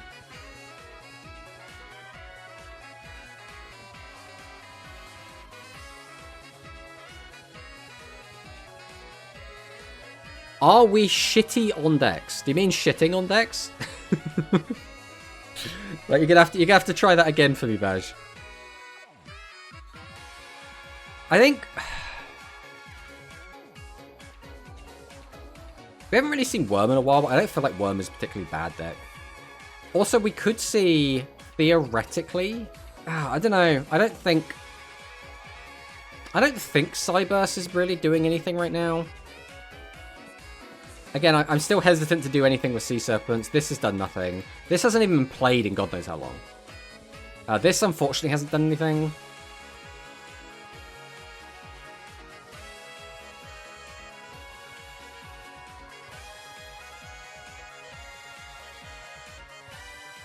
I mean, do we change anything else here? Or is this just, like, fine? Is this kind of where things land at the moment? I'm tempted to move some stuff in high rogue down to rogue, but, like, none of the rest of these decks have really done much of anything. The issue we have with these decks as well is although we've seen them both get, like, top 8s, they still haven't, like... They're kind of a bit like Pyro in that they have some really good matchups and other really bad matchups, right? I sent you my list and the one I gave to Huki. Okay, let's have a look. Are they currently sending? Because I don't see them. I'm going to assume they're uploading currently. Because I ain't seeing nothing. So we'll wait for that to happen. But like Cyber Dragon, I feel like Cyber Dragon theoretically could still do well in this meta. The only issue that Machine Good Stuff has, in my opinion right now, is again, it is just worse. Everything this deck does better, right? So what does this deck do? It pops back row out of the way. Okay, so does Assura Star. And so does Conqueror Champions. We get Piercing. Okay, so does Gaia. Swift Gaia, the Dragon Champion, right? It has like a little bit of advantage generation. Okay, so does this deck. It just feels like this is just worse this again. I just beat Sidra with Yggdrago. Yggdrago better than Sidra. I think the issue I have with Yggdrago is it's basically, as is at the moment, it is just max or die.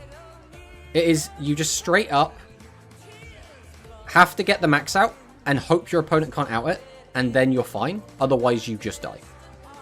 Which, like, isn't inherently an awful thing, but it does make it very one-dimensional, and it does mean that it's still going to have a bunch of matchups it just doesn't win.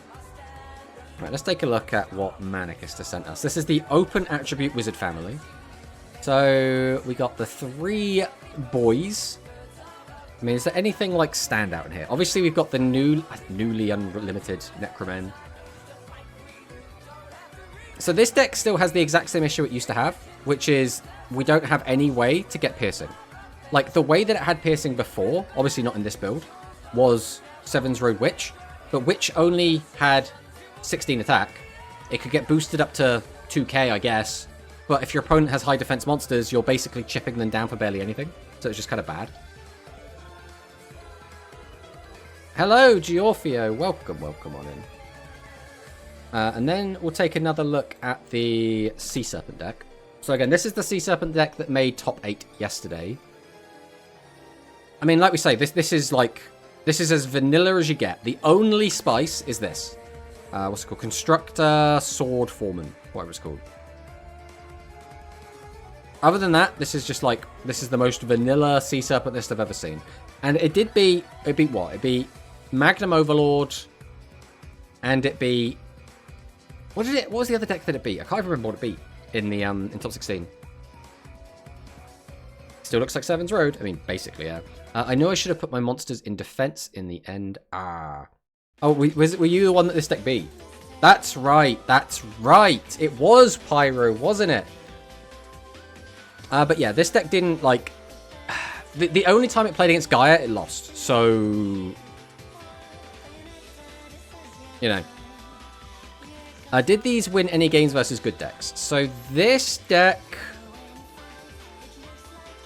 What did this deck beat? Who did you play? You played against a good player, but I think they were playing mean. Did you beat Light Galaxy with this Manicust? And then it lost to Gaia, I believe? Oh, you play versus Manicust. Okay, yeah, so you beat Pyro, and then you lost to Gaia. And then this beat... I'm pretty sure this beat another meme in top 16. This won one game. Exactly. It's not really, like, worth talking about, really. But they did do okay, so I thought we'd, like, mention them. We're giving them, like, a shout-out.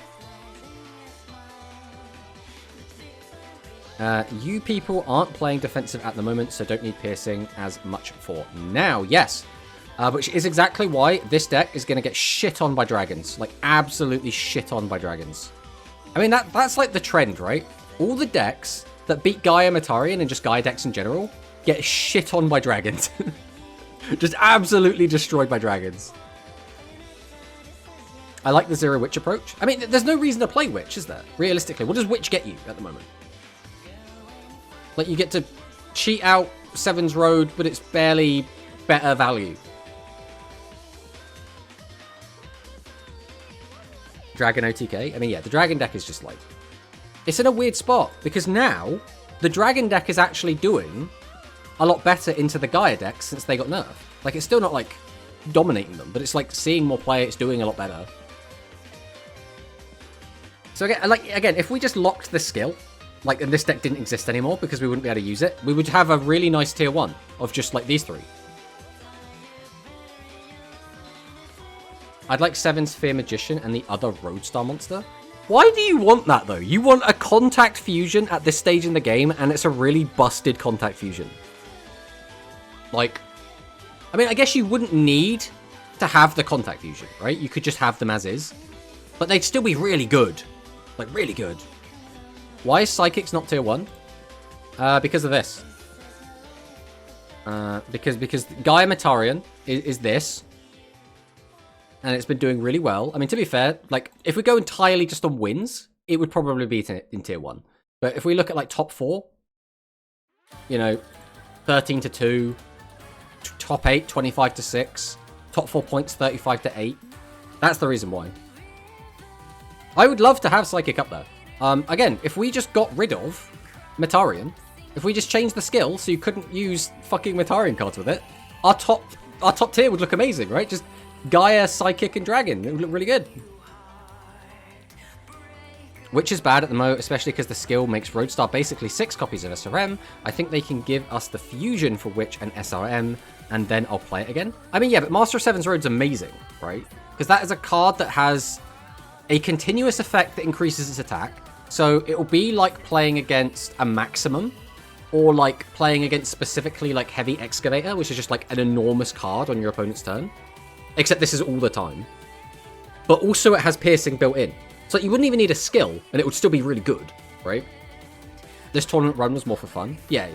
I mean, obviously. But I thought we'd mention it. We'd give him his little place on the tier list. The other thing is, I really like the Spellcaster deck. I think it's a cool deck. The way it plays is cool. Its boss monsters are cool. Like, just the art. Like, just look at this art. Look at how this pops on this tier list, right? The most interesting visual card on this entire tier list is this card. It looks so beautiful.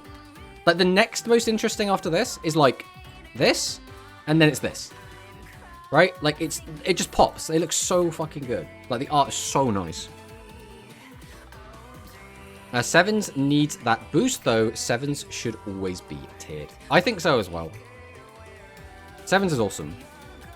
Sevens are my actual favorite deck. It's because they're cool. The way the deck works is cool. The way the cards look is cool. It's so good. Like, I think the very first tournament I won in Duel Links was playing Sevens. Like, I mean, we can literally go and have a look, right? We have the technology.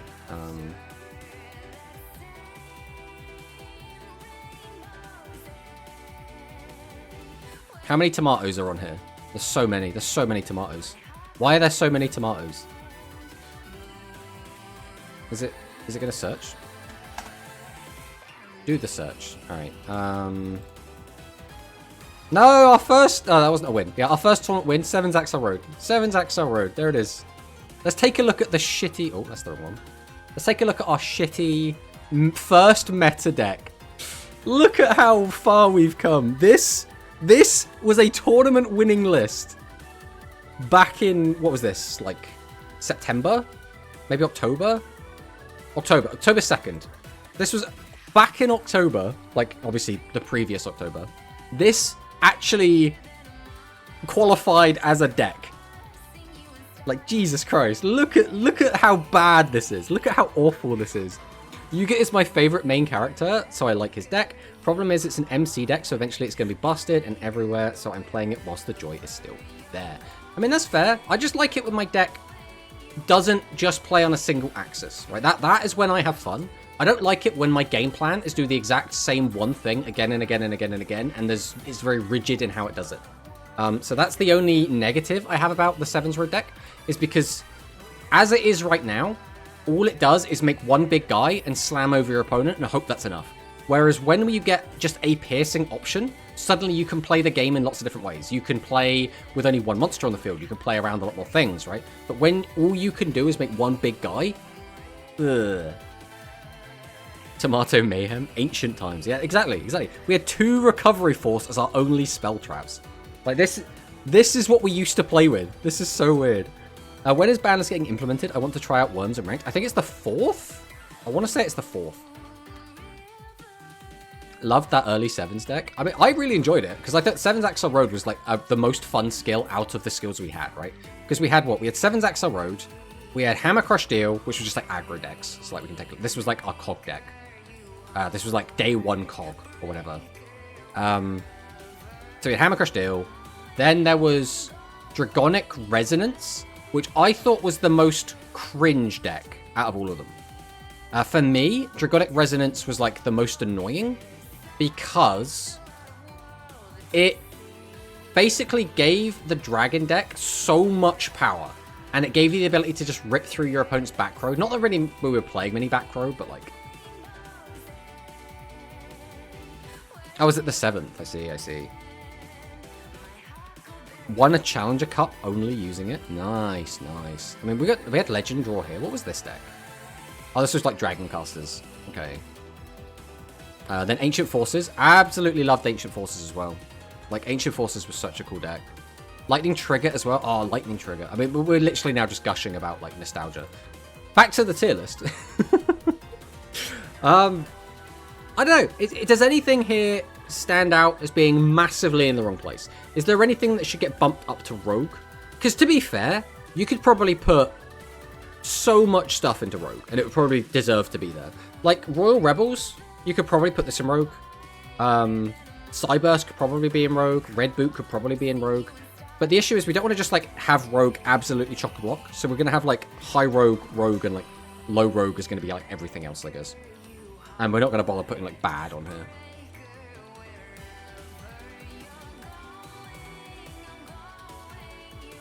It's today, April Fool's Day, Tomato. It is. I'm not a fan of April Fools. April Fools... So I'm a very trusting person, which in some ways can make me quite gullible. Because of that, whenever I see, like, an April Fool's joke, but it's, like, something really cool, I'm like, oh, that's sick, we're getting that. And then you get that sudden realization of, oh, no, I've been baited. This is not happening because it's on April Fool's. 6 more days of not playing Rush in Ranked, I guess. Everyone is using Negate Attack, pre-ban this Gaia Matarian in Ranked, so cringe. The issue is, even when these changes go live, the best deck is still just going to be Gaia Matarian, and it's still going to be the best deck by quite a lot. So... Gaia's skill would be a good April Fool's joke, but it got released way earlier. I mean, maybe the April Fool's joke could be that they just, like, actually nerfed the skill. And it was an early joke where they were like, haha, you thought we weren't going to nerf the skill.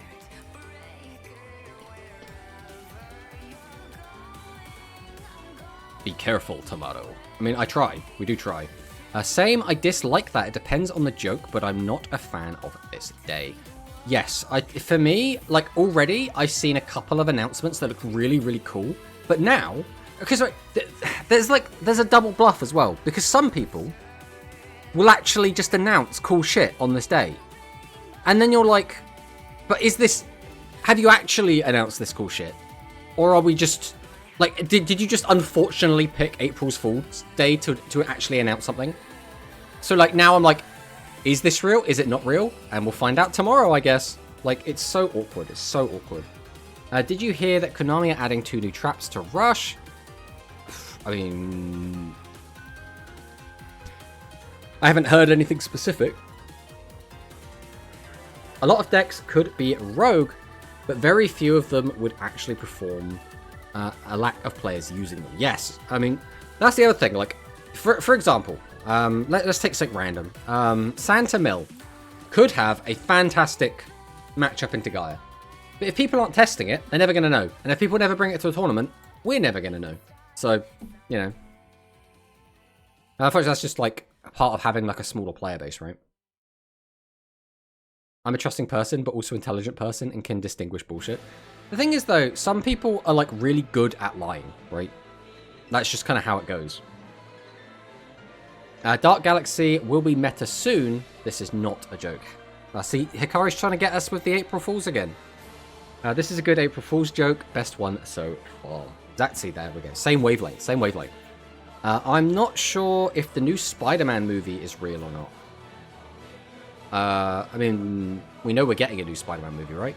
like an actual Spider-Man movie that's going to be released between the next 2 Avengers films. Black Dwarf will fix important problems for Dark Galaxy. Kappa. Ooh. I mean, like, Dark Galaxy is, like, it's close, right? It's close. The thing is, all of the Go Rush decks, like, all of them. So we're talking Dark Galaxy, we're talking Join Tech, even though this isn't really Join Tech, but it uses a lot of Join Tech cards. Like, this is kind of the Join Tech deck, really. Light Galaxy, all of the decks from, oh, I guess, and including Pyro as well. All of the decks that are Go Rush decks that are performing well because their skill is absolutely busted. If we didn't have absolutely busted skills, none of the Go Rush decks would be remotely playable.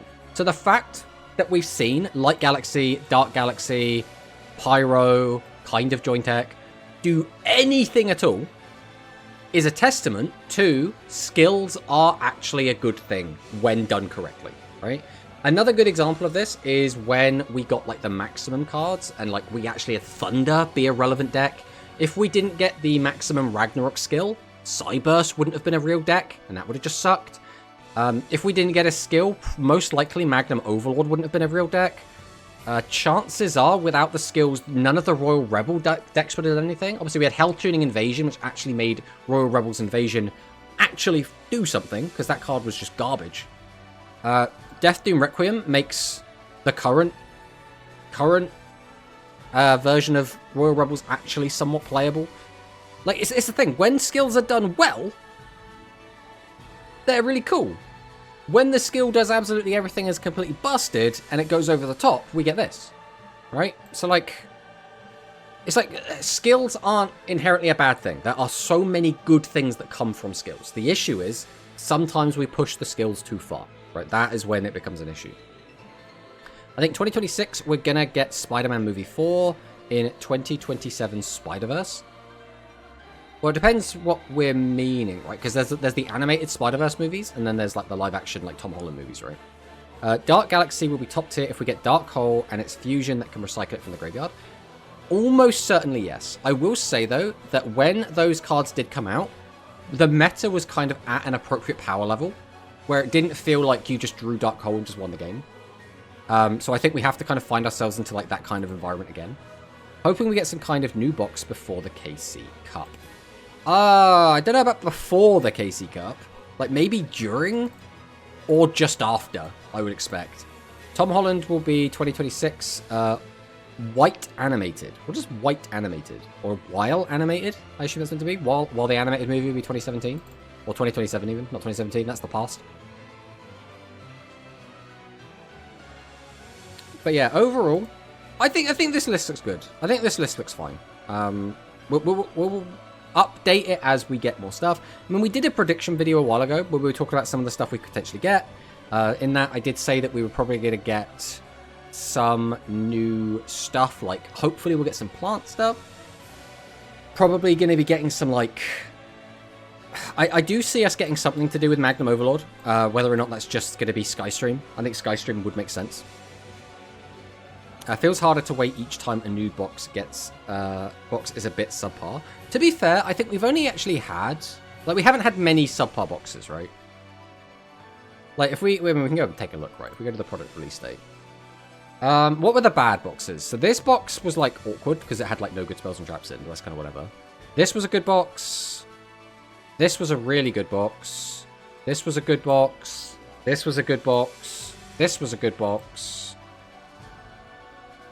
This one, Heavy Strike Excavator, was probably like the worst box, right? We grab that up. Like on release, this box did next to nothing, right? It gave us Worms, which on release didn't really do much. It gave us Vulcan, which was like a fun like side option. It gave us plants that did literally nothing. Yeah, this, in my opinion, was probably the worst box on release.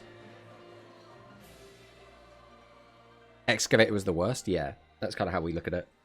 Asana Bros. Again, Worms got better, right? Like, we did start to see the maximum deck do good. When we got the fusion, the deck pick up again as well. But Just on release, it was a bit weak. And I think, again, probably Blazing Chemicalization was the next bad one. I don't... Divine Genesis Blade was another weird one. We just, like, search this here. This will probably get us there. Hey, look, it's me. Is there, like... Why is it, like, searching Genshin Impact? Can we not just, like, have... Alright. Alright. I'll find it over here. Oh, it's because it's not a real box. That's why it doesn't want to show me it on the actual website. Because it's a deck build, and they don't have the deck builds on there. So, like, we had, like, what, reprints. This didn't end up really doing a ton. Like, this was probably the next, like, flop, I guess. Because, like, these cards did stuff, but, like, it wasn't, like, huge, at least, right? Feels like the latest box is next. Feels like the latest box is next, to be honest, but I'm not actually bad. Yeah. Heavy Strike Excavator was my favorite box, and it still is to this day. I mean, you can like a box, that's fine, but it didn't have a lot of meta impact. That was the issue with it. Like, we got to see Vulcan, like, do some stuff, which was neat, but never did anything crazy. I mean, I still think these cards are cool. Like, I think Bill Dragon is amazing. I absolutely love this card. I think the Witness a Dragon Destroyer stuff with Buster Blader was cool. I still really like the Worm Max. I do like the plants, even though they're not very good. But then we get stuff like Beast Divine Mega Elephant, or Beast Drive Mega Elephant, which is just straight up bad. Okay, so that's kind of it for our tier list then, I think. I mean, we were looking at this earlier because of that. I think that's it. I think that's it for the tier list stuff. So I think with that, we are going to go ahead and actually play Speed now. That's crazy, isn't it? We might actually play the game. We don't do that often, but I think we're gonna do it, guys. We're gonna play. We're gonna play Speed Duels. We're gonna play Yu-Gi-Oh! I know, it's bonkers. Let's see what we can do. So we're gonna jump straight in. We're just gonna play our first game with the dinosaurs. This is our first game with dinos. We're gonna see how it goes. We're gonna see how this goes. This is our first, like, PvP game, I guess. We're only in gold, so I don't know exactly what we're going to play against, but we're going to see what happens. No way Mr. Tomato playing Yu-Gi-Oh! Exactly. Oh my god, we're playing fake Yu-Gi-Oh! Instead of the faker fake Yu-Gi-Oh! See, now you're getting the hang of it. Now you're getting it. So this is probably the new Synchron deck. Dino Awakening. Okay. This hand is fine. We'll dig into Misk. We'll go ahead and activate Misk. And we're just going to hope we don't get, like, crowed or something, because that would suck. Misk effect. Bring out Arch. Arch effect. Pop. I'm going to go ahead and grab our Garnet. We are playing for just this occasion. We'll go ahead and summon out Overraptor. Overraptor effect. We already have Giant Rex, so we probably just grab Tyranno.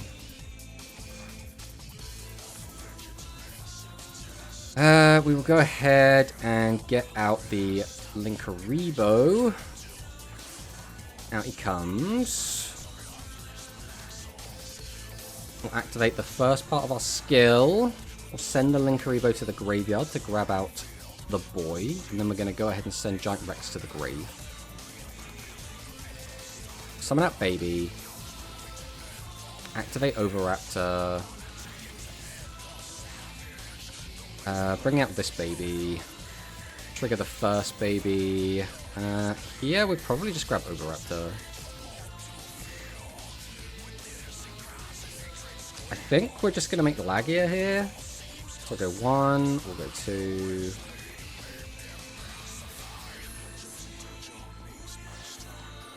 Then I will just activate Evolution Pill.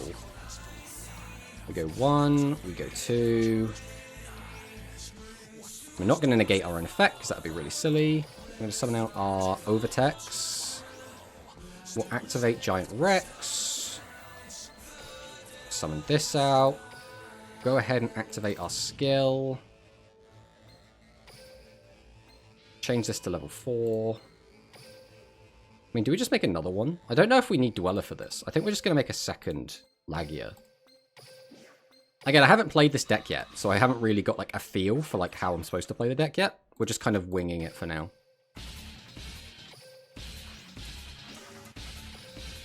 Summon out Conductor Tyranno, and we'll pass. Alright, let's see what he's got. Let's see what he's got. Are you playing Tyranno Infinity? No, we are not.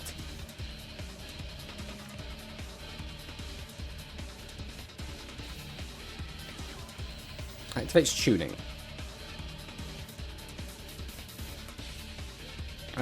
Sure. Now we get to play the I have no idea where to interact game.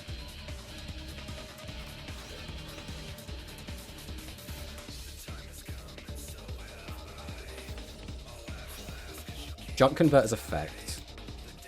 Being from your deck to hand, because it goes to graveyard, transmission. Activates a bond that illuminates the future.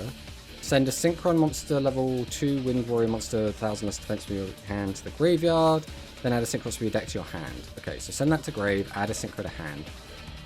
Set Synchro Chase. Your opponent can activate cards or effects in response to the activation of your Synchro monsters. I mean, we have to stop that, right?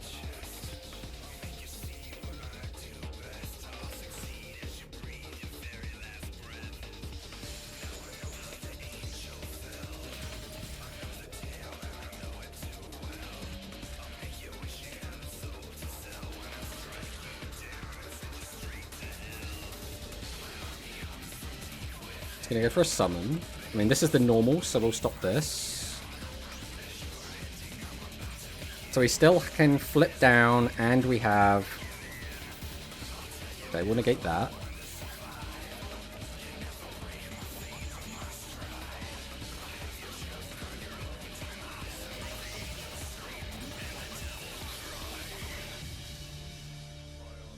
Way!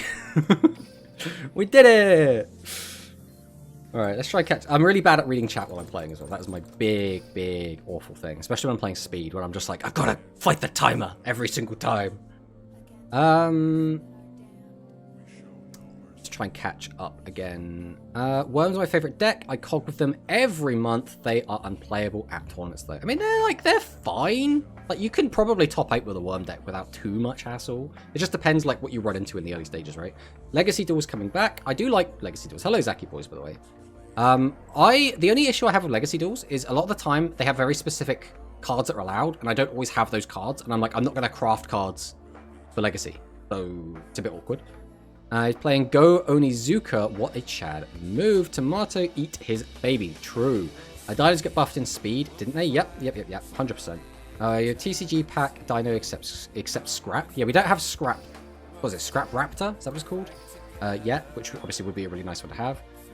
Pop the baby, summon the baby, trigger the baby, let's go. Exactly. If only the Synchro player plays like me, he would draw Eclipse and OTK. I mean, he didn't, which is at least something. We're not playing Tyranno Infinity. That's a pretty scary board. It was a pretty scary board we made in turn 1. I faced Dino player today. Thank you for the follow, Thun. Welcome on in. Faced Dino player today. He made IP, Lagia, and Superconductor turn 1 with Misk in hand. I mean, that is a board you could make. I heard you're in gold. Can I stream snipe? I mean, you could give it a go. Like, I can't stop you. I don't have that capability.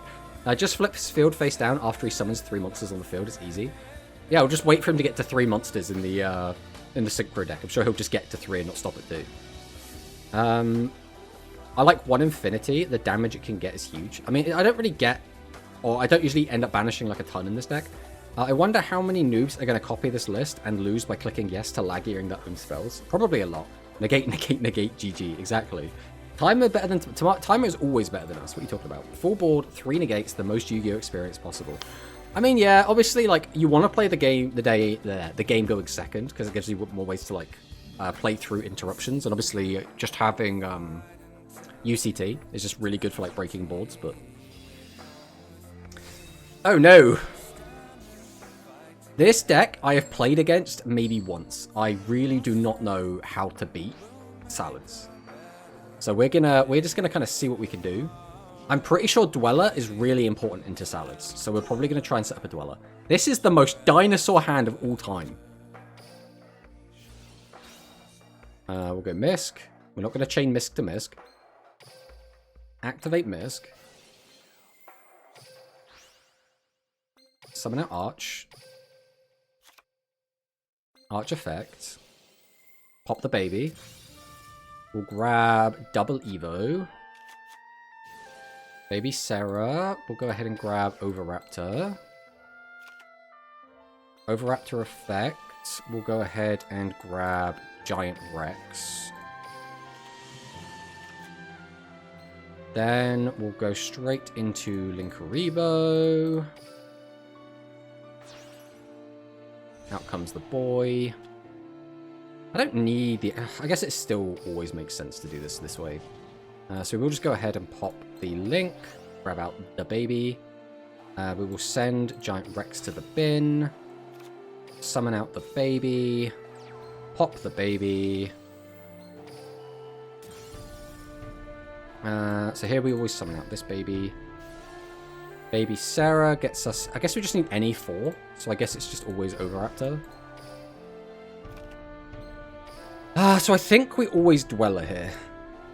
I'm pretty sure we always want to Dweller. So I'm pretty sure this deck loses, like, hard to Dweller.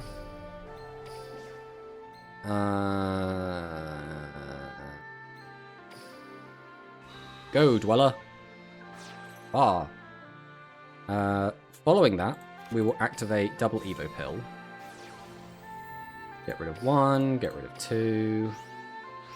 So we don't have UCT in hand, so we basically have to summon out UCT from deck here, so we don't get the extra negate. We can then activate Giant Rex. Summon it out. We will go ahead and activate our skill, and we'll change Baby to be level 4. Then we'll just summon out Lagia.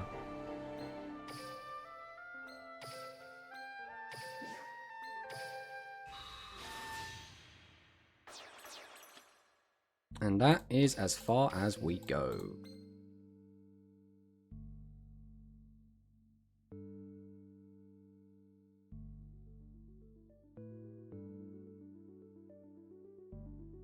Defender plus Conductor should be enough to stop Salad. Okay, we'll see if it works. Right, we'll just immediately fire this off. I don't want to mess about with, like, trying to wait and chain stuff.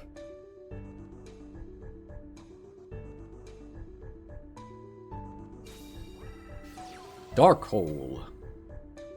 And we just negate with Lagia, right? Like... Because Mist doesn't stop that, right? Activated effects. So I don't know. I don't think Dark Hole is an activated effect. So I'm going to do this. I don't know enough about activated effects to actually know if Dark Hole is an activated effect or not, but...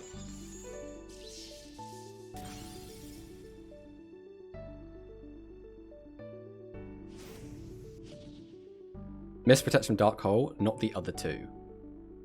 Oh, right. Because the other 2 are Dragon and Arc Core or whatever.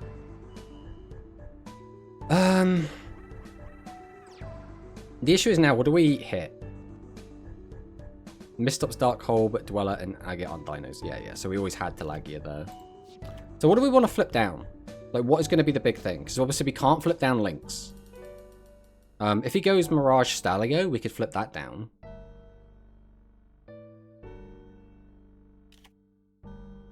Are you in Platinum? Maybe we cross paths. I'm at Gold at the moment. This is the issue is I don't know where to hit him at all here. Like, he hasn't normal summoned yet even. So, like... I don't know if UCT does anything here. We might just... I don't know. How far can he go without using graveyard effects? Like, possibly just the whole way?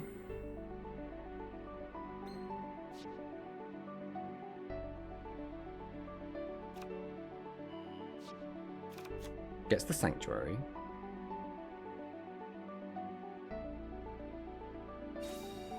We're not going to cog to rush? Nah. You can add low forward at your hand. So much for his turn except fire monsters.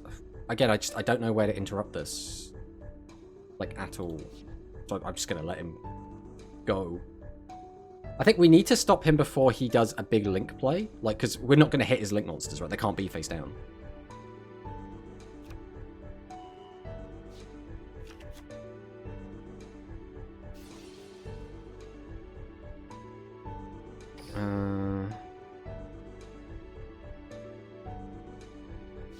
So do I do it here? Like, this seems like a good place. He's already used his normal. He's using a special summon here.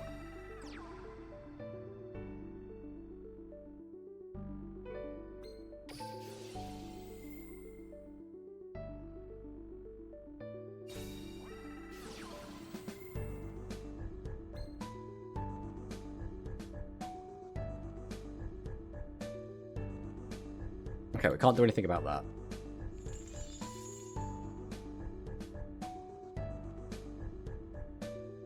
He has Shell. I don't think we could have played around Shell anyway, though, right? Like, no matter what, he just holds Shell until we use UCT. So I don't think we could have done anything here. So Phoenix, activate the field spell. I mean, we don't really need Lagia anymore.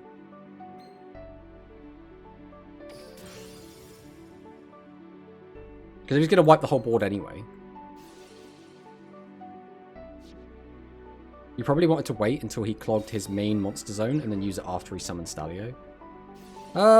Probably. The issue is just not having enough experience with this deck, right? I don't know if he has to go into Stalio. Like, 'cause again, I just don't play Salads. So like, I don't... Like, if you basically 100% have to go Stalio, then obviously it makes sense to just do it when he Stalios. Especially, I guess, because now I know that Shell exists. So we're just going to what? We're going to go straight into another Pyro Phoenix. And then... Doesn't he, like, wipe my whole board? Destroy all cards your opponent controls. Yeah. I mean, there's nothing we could do about it. I mean, I could protect UCT, right? Just by discarding Misk.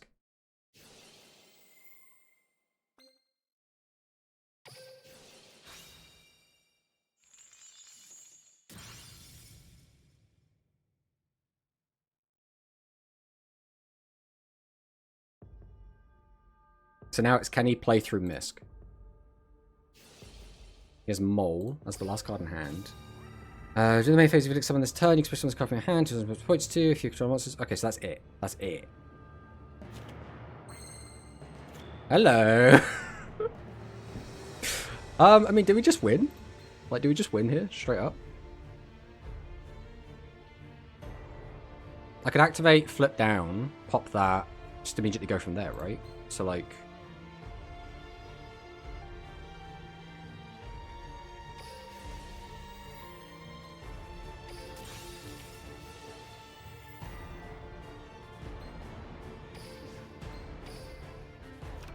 Grab out OV effect. We'll just grab the Misk.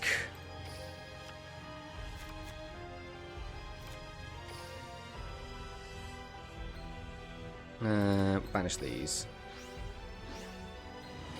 Doesn't really matter, because I'm pretty sure this is just lethal, right? Unless I'm missing something. I could be missing something.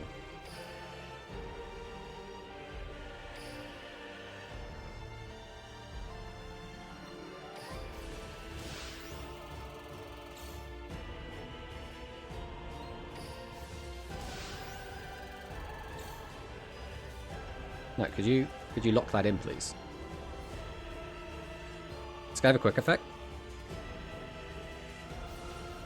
Okay, it's fire. What does fire do? Destroy that monster. Okay, so we're just gonna like lose our guy. Is that it? What the hell does Fennec do? Summons itself out. Okay. Right, can't this guy just attack again? Okay, we're fine. We're fine. We're fine. We don't need to read. We don't need to read stuff. I was like, his graveyard's doing stuff. I don't know enough about Salads to know what's happening right now. Hey, Laser. Welcome on in. Do you use the Dodo engine? I don't know what the Dodo engine is.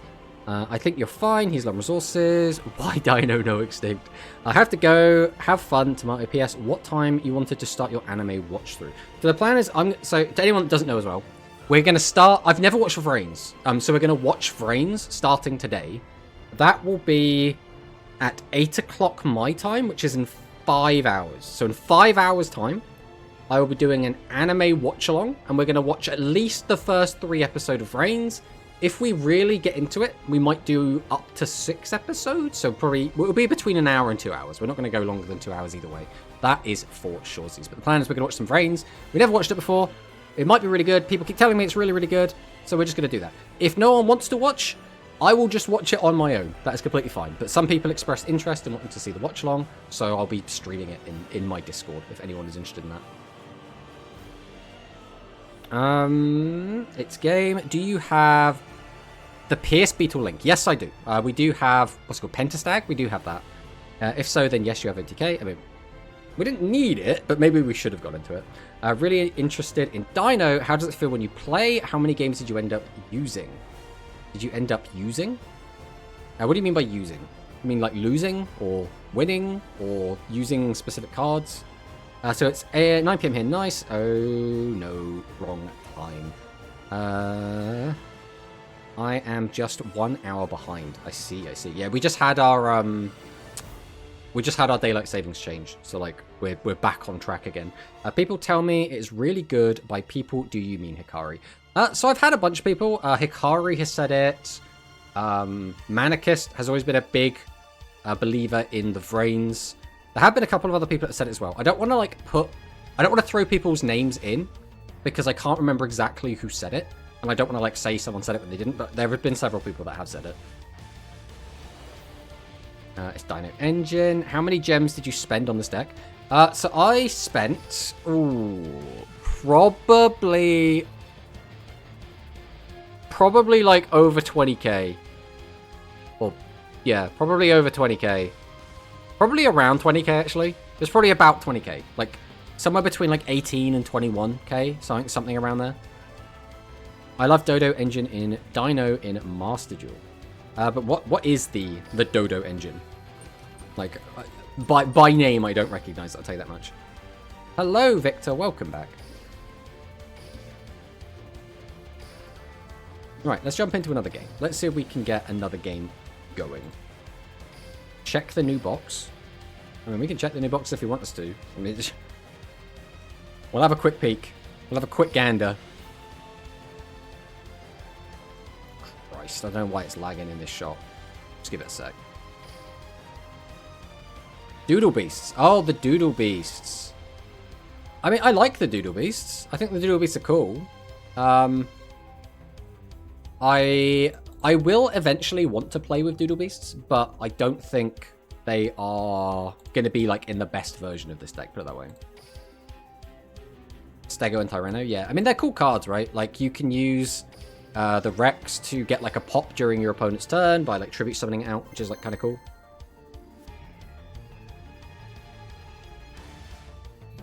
What I want to do right now, I just want to get a bunch of games on this version of the list, and then I can work on tweaking the list like as we go, right? That's kind of the plan. Kaiba, so we're expecting what, Battle Chronicle? Hey, a rank up game. Against Nicked. Battle Chronicle. Now we're going second. This hand, okay. We'll take it. That hand was like, it was good, but like, having Overtex in the open is not really what you want. We're not realistically ever summoning Overtex without using Pill. Tomato are insects tier 0 now.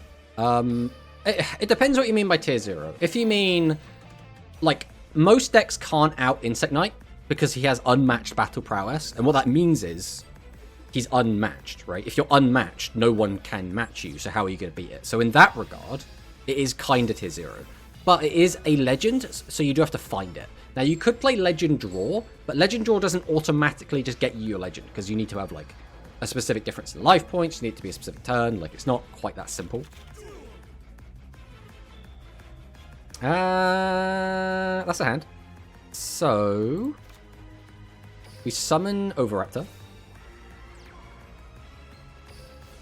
We go Oviraptor effect.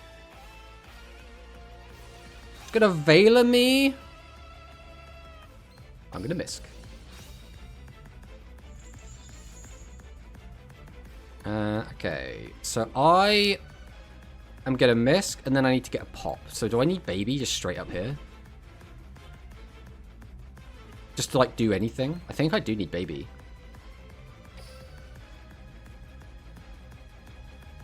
Dinosaur's really good, guys. Like, we're winning before we even finish a turn. Like, this just seems really good. Wait, Insect a tier 0? When? So Insect a tier 0 in that Insect Knight is, like, it's just unmatched. Right? That's basically it. If you take Insect Knight out, the deck is, like, just bad. Like, straight up.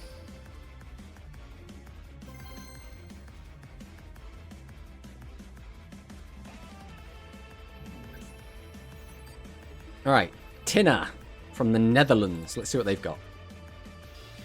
Odeon! Oh god, whenever you see Odeon, you know you're about to play against some deep cringe. Let's see what he's got. If Archfiend Soldier always gets the job done, can he out Insect Knight? Oh, that is a good question. This hand! What is this hand? Holy crap.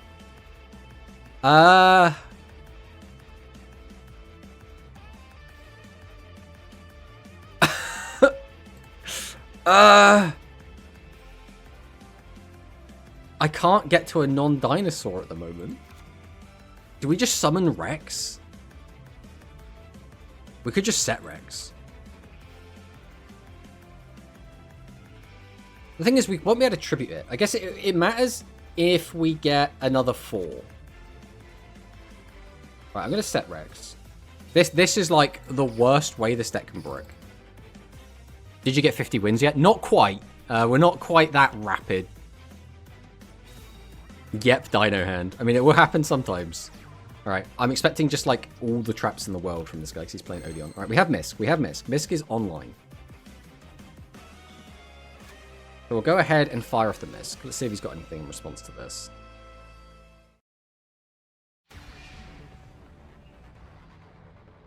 Okay. We'll activate Misk.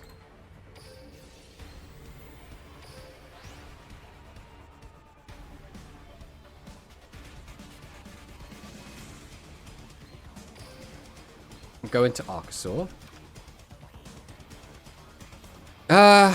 If we activate this, we can search Pill. Searching Pill doesn't actually do anything, so we already have the other Pill. So, like, actually using this doesn't really matter.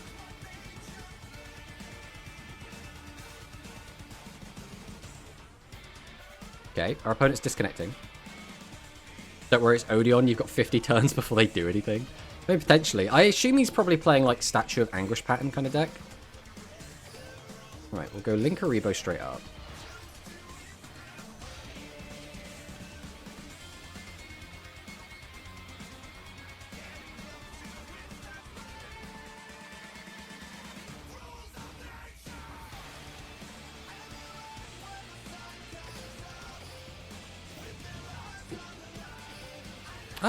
Was there a reason to do this?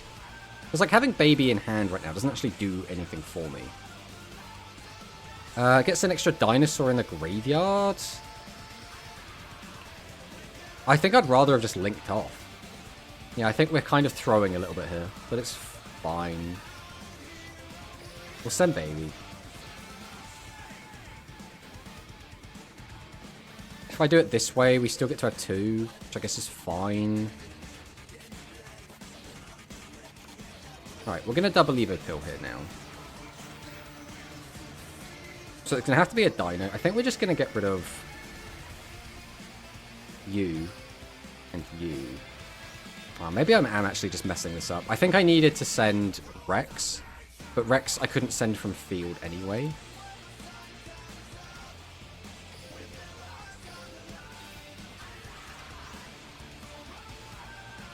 Yeah, we are all kinds of messing this up, because now we don't have 2 dinosaurs in grave.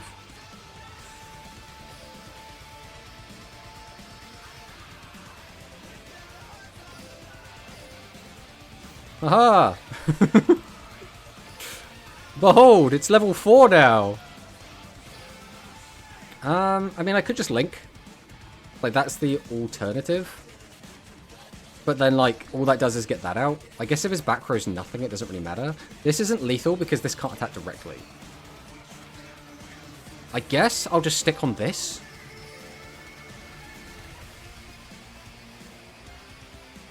Because, like, this is still a negate. And I want this in the graveyard anyway.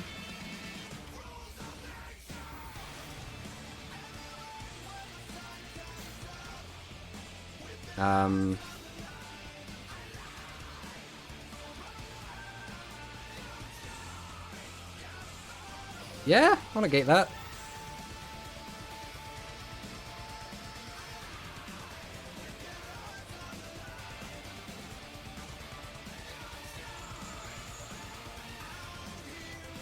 Be gone.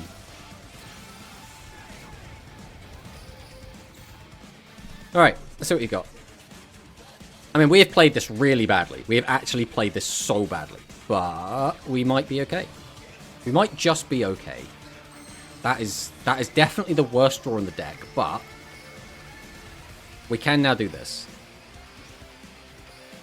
Go, Ultimate Conductor Tyranno. To battle. Go get him, champ. What the fuck is that? When opponents attack, target the attacking monster, negate the attack, and draw a card. That is fine. I will allow you to do that. I will now swing with this. Thank God we drew like the worst hand and played it so badly against the deck where it did not matter. Okay, we're fine. We're fine. Everything's fine. I want to play some DMC after seeing Dino with Virgin music. I mean, Virgin music is damn good.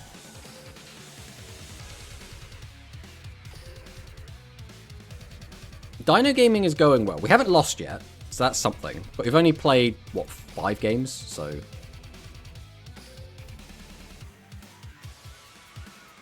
Remember, then Giant Rex can't attack directly? Yeah. We already knew Giant Rex couldn't attack directly. Why not 1-for-1? It's literally just, like, room in the deck. That's all it is. Otherwise, we would be playing 1-for-1. The only card that I think needs to come out is going to be the bad pill. And that will come out when we get to 50 wins.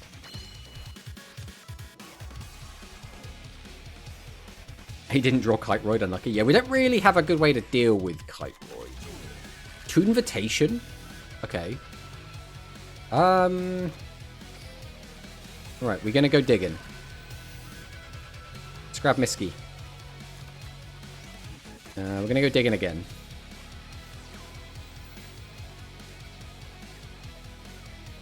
We're gonna grab Baby.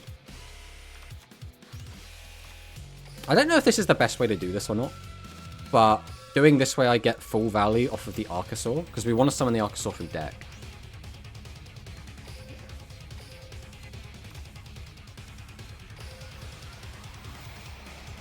Pop the Baby. Grab Pill.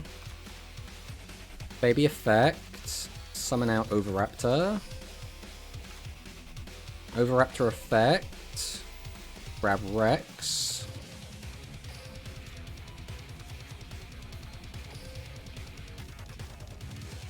Go into Linkaribo.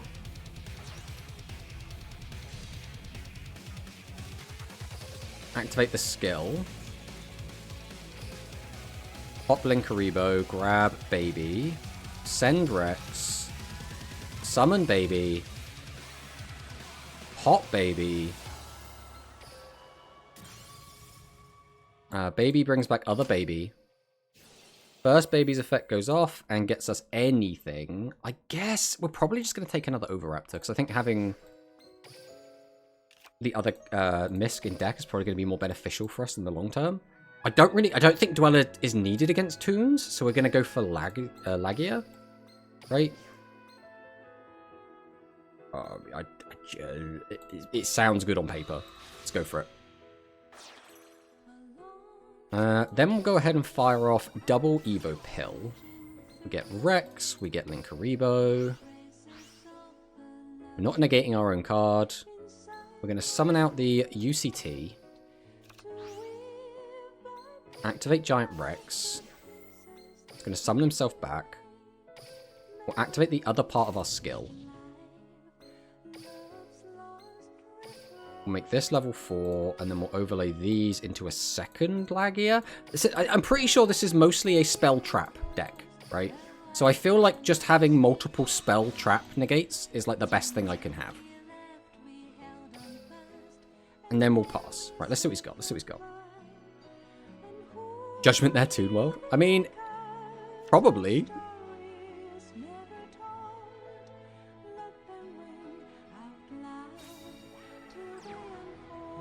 Counter attack summoned.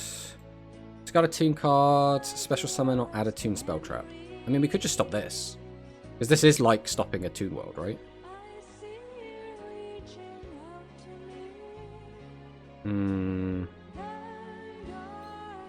Yeah, we're going to stop this, because it is the normal for the turn as well. If that was bait, that was good bait. Activates to invitation.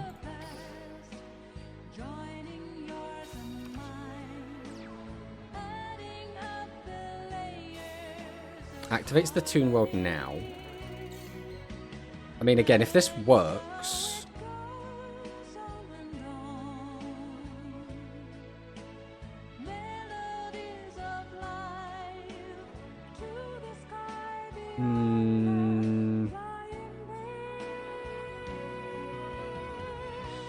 No, this is fine. This is fine. We'll let him have the Toon World.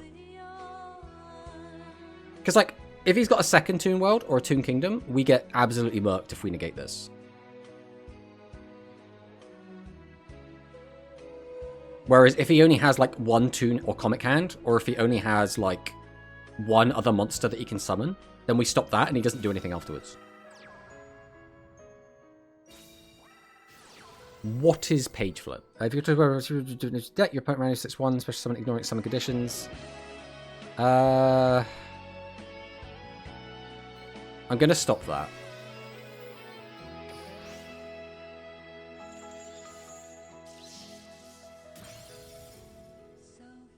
Alright, what's the last card? Okay. That's a funny draw, but it doesn't do anything. Okay, we're fine. Oh, just double lag here, bro.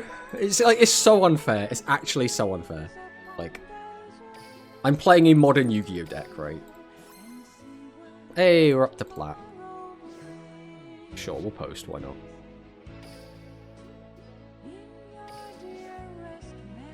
Did you know Oxor can summon the Fuelos? I mean, I do now. Technically, any Wing Beast. Judgment, their Toon World, lol. Watch out for Toon Hand. Toons is an archetype that needs more support. I mean, you're not wrong. I want to gate what he activates after. Rank up into Dragonic Utopic 10. Yeah, we'll just casually do that. It's one of those things as well where our extra deck is like, it's actually kind of... Like, we have room. We can do stuff with our extra deck. Alright, ticked. Playing the Gore. Please let me a mirror. I don't know how to play the mirror yet. Alright. What's he on? Oh, it's the mirror! Okay. How do we play the mirror? How the hell do we play the mirror? A Dweller is going to be really important. That is kind of it. So we have to summon Overraptor, because his hand doesn't do anything otherwise. Like, it's always going to be our normal. So we will just immediately go and grab... So we've already got the Mist. I guess we grab the baby, because that gives us something to pop.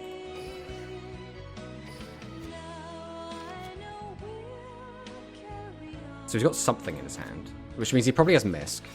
So we'll activate our Misk here. I mean, we need this just a combo whatsoever. I'd really like to have the Misk for his turn, but it is what it is.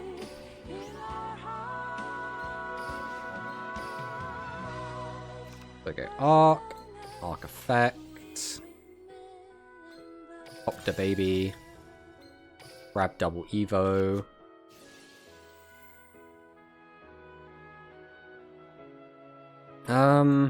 What do we even grab off this? It's probably just another... Oh, no. It's got to be Giant Rex, I guess. I don't think we have another option. Because we're not going to have another option to grab it either way. I could just pop Rex with that. We've already used our normal. So, like, keeping it around doesn't really do much for me. I mean, we'll play it out until we get to that stage. So we'll go Linkuriboh.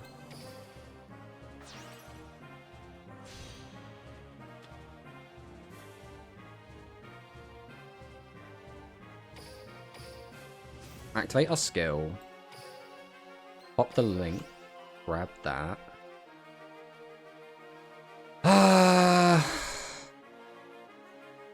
I mean, are we just sending... Oh, no, we're not sending Koto. I guess we're just always sending Baby. Maybe there was a better way to do this. Right, we'll go Oviraptor here. We're going to pop this and then just summon back Baby here. So that got that in the graveyard, which is what we need. We needed it in the graveyard either way. So now we just activate Double Evolution Pill. Summon that, use that, go into Dweller, Hunky Dory. I guess we can do Dweller first. So I go Dino Awakening, change this. Then we go Dweller. We're using 1, 2, summon this in defense. Activate Pill. Get rid of this and this. Summon this from hand.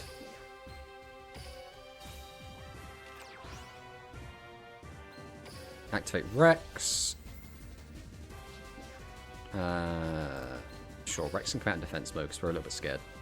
Then we'll just special summon UCT. We'll put him in attack mode, I guess. And then we will end.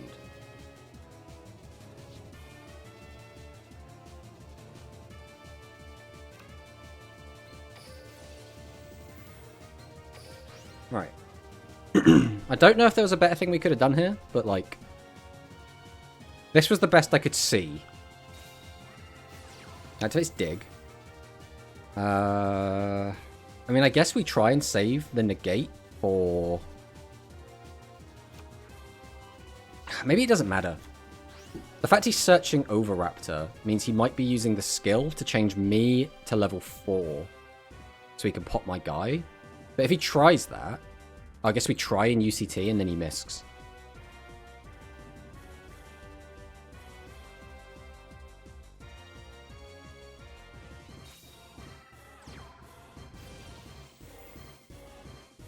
So that's just going to get the search. I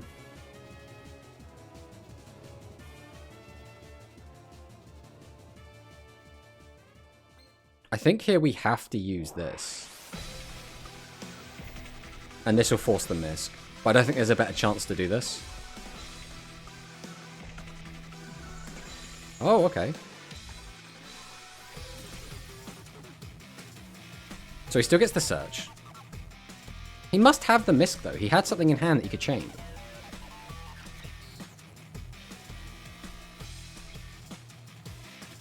Why didn't he just misc? Or does misc, like, is misc dinosaurs or something? Okay. I think we're just dead. I think we need more practice in this matchup, realistically.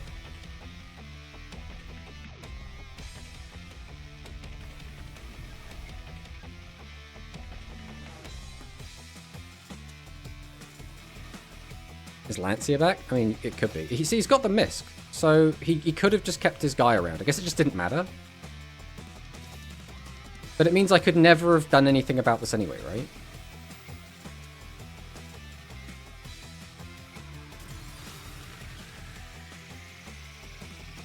Because even if I held it and he summons out the Conductor Tyranno, I go to activate my Tyranno and then he just misses and we lose.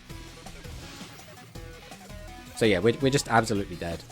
So is this matchup just who goes... Yeah, give me my big evolution pill. So is this just who wins the coin toss loses? That's it? Because like we had the Veiler to try and stop him. Mind you, I guess his deck is a bit weird. Like he's playing a weird build. Because like obviously we couldn't do the Doodlebee stuff. We didn't have it.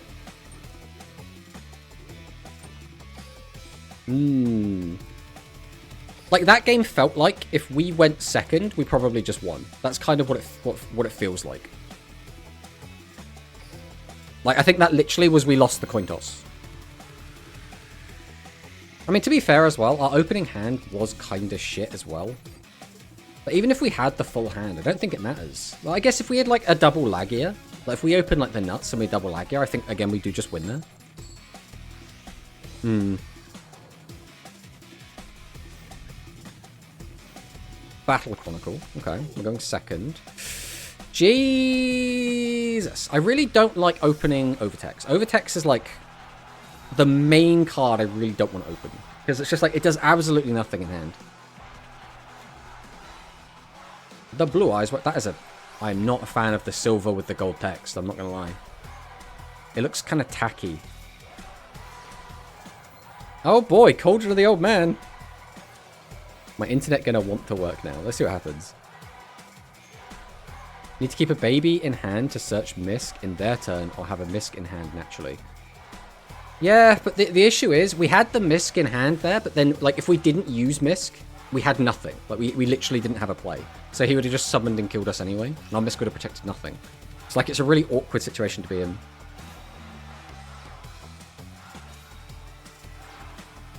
Okay, so he's got Ultimate Fusion down.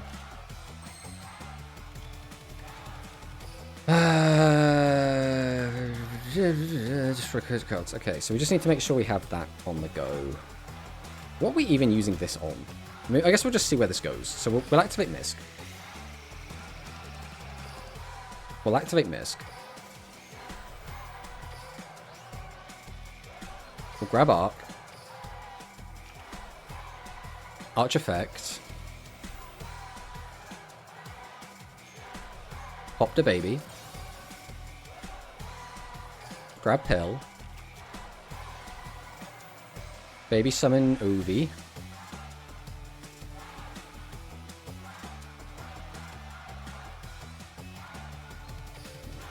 Overraptor comes down. Overraptor effect. Grab Giant Rex.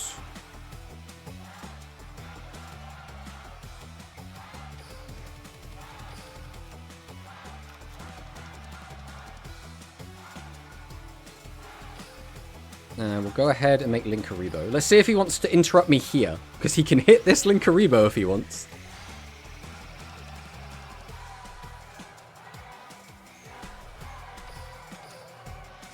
Activate the skill. Send and summon. Rex to the grave. Normal summon da baby.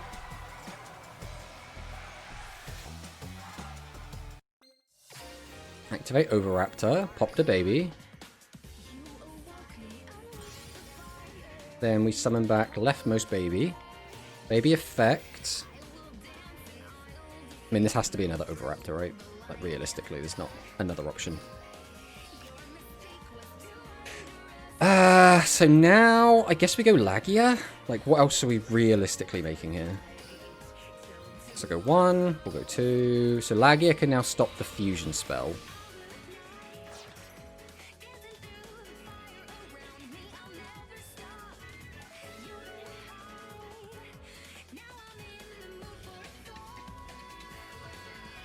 Behold my Lagia. What will you do, Bubba Famous? Nothing, apparently. Alright, we'll go double Evo Pill. Get rid of Rex, get rid of Link.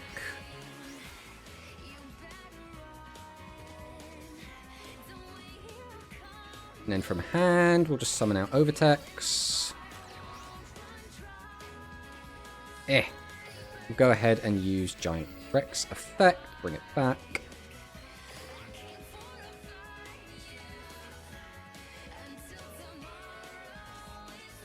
We'll use our skill here.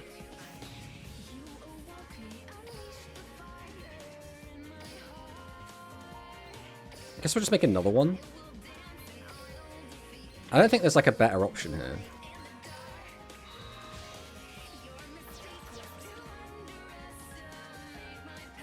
This stops both back row.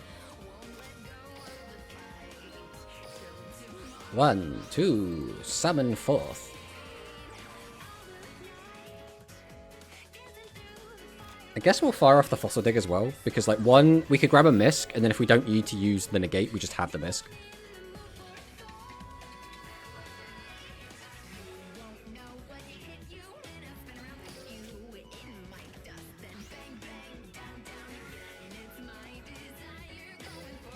Battle! Let's just go get him. Right, have you got anything to stop this? Crackdown? Well, that even works through Misk.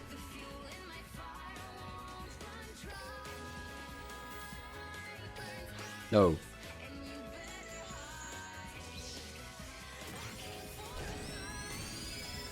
Go get him, champ.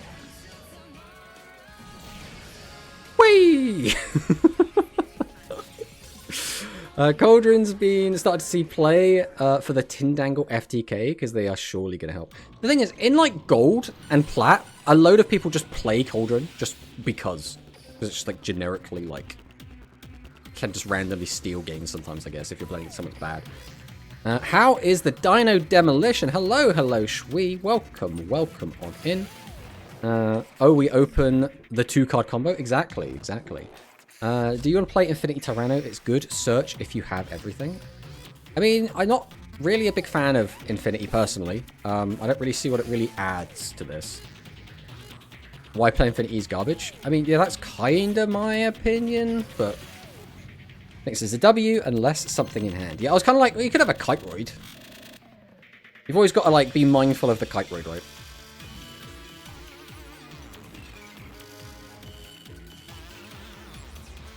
Right, let's see what our Hong Kong opponent has for us.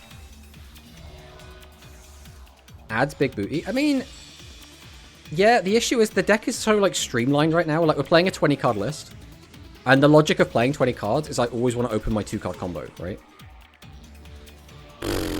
Well, we need a good draw because this hand is woo. So I assume this is Gemini. The issue is we don't have the ability to like play around anything with this hand. That's a nice 0 combo hand. I mean, when you think about it though, right? We have 3 Fossil Dig. We have 3 Misk. We could draw Overraptor, which is another 3, or Archosaur, which is a 2. So that's 11 cards in the deck do kind of get us there.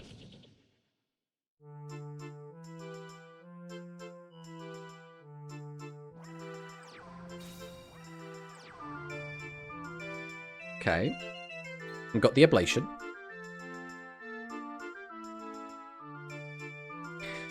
Let's see if these crystal will find. Okay.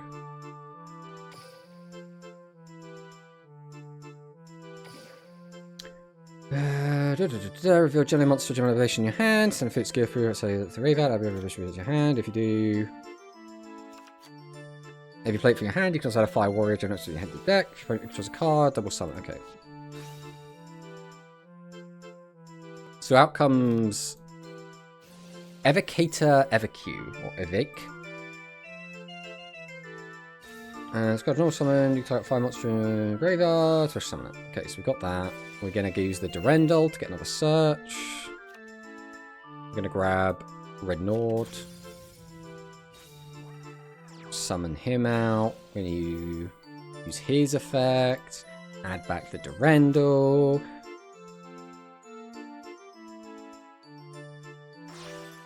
I'm not sure we can win this game, you know. Because the thing is, even if whatever we draw is a linchpin that needs to resolve for us to win, and he's going to have a negate, and he just needs to negate that and we lose, right?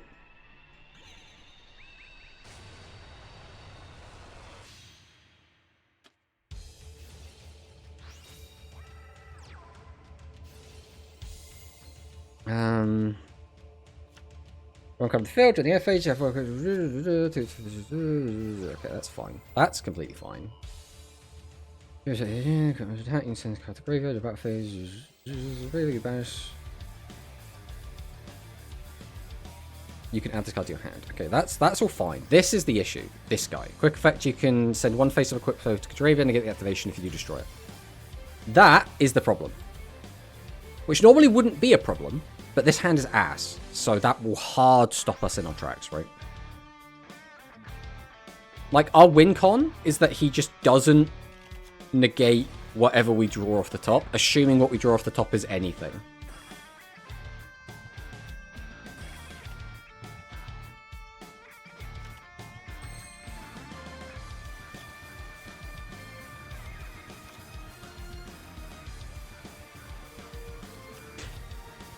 Alright. Go Misk! Negate me! Come on, buddy, you can do it. Just negate it.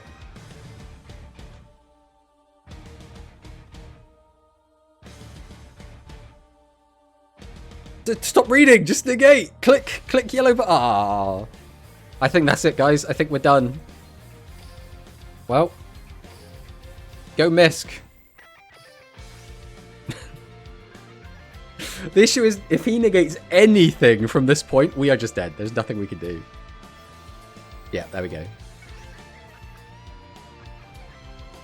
So we are just dead, right? We set, he gets this effect, which is during the end phase. Adds that back, gets a pop, pops the baby. Baby floats into, like, nothing. Then he equips, pops again, and we just still die. Right? I think we literally don't have anything. There is no hope for us, so I think we do just surrender. If there was a chance that we have we could hold in there, then we would have kept playing. But I literally don't think, our win con is that he stops pressing buttons or he disconnects.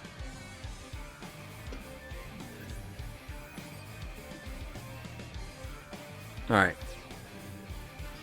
Hopefully, we'll see a little bit of a better hand this time. Hopefully. One thing that has been glued to our hand has been overtext. I think over half our games we've just opened overtext. There he is. See, he's right here again. He loves being in our hand.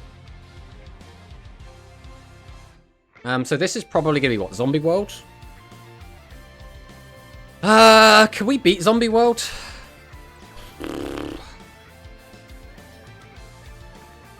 I mean, we'll toggle off. I don't think there's a reason to use Misk during his turn.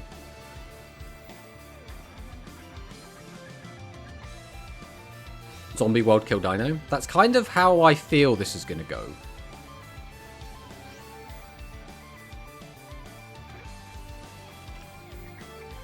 No, you lose to Zombie World. Also, what's your list? Now we can show you the list while we're letting him combo off. This is what we're playing at the moment. So, obviously, we're going to replace the big evolution pill with the double evolution pill. But when I was playing against NPCs, we opened double evolution pill like 40% of the time. So that's the only reason we're playing the big. Just because it lets us still play if we just open the double. If we open both, we're just fucked anyway. There's nothing we can do. But yeah, obviously I don't like this card. But it's in here to just fulfill the effect of Archosaur. Right, Sucker comes down. Baladrock's already in the graveyard. We draw.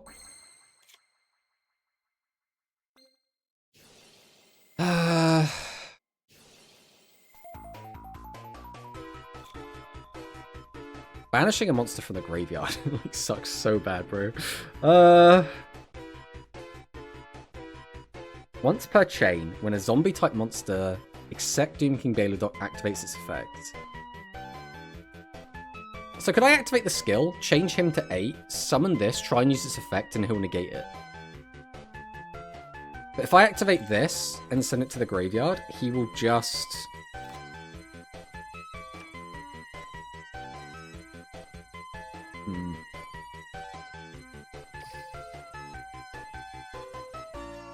I think we have to try something, right? So we're going to go Dino Awakening. We're going to make this level 4. So is this an extra normal? I don't know how exactly this works. Does this count as my extra normal? I guess we'll try and do this. He's probably just going to negate this.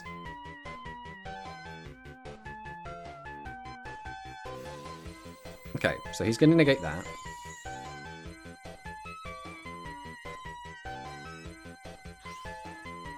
Okay, he's not negating it, so I just get my search.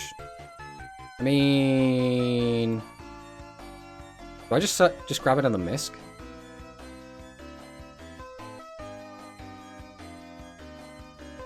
He's already banished, so he can negate... Is it on the field? When a zombie-type monster activates its effect. So he can negate the effect of the card.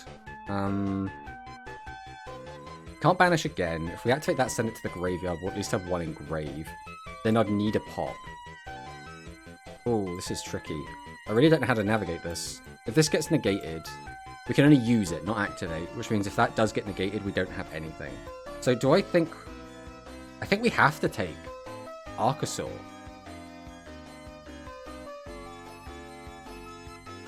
Alright. I don't know if this is the correct play or not. I'm going to go ahead and activate Misk. So we can't use Misk because it's not a dinosaur anymore. That, of course, that's how that works. This is the issue of like trying to reorganize my brain playing against Zombie World. Here we go, off the rails. Don't you know it's time to raise our sails? It's freedom. So he negates and destroys this.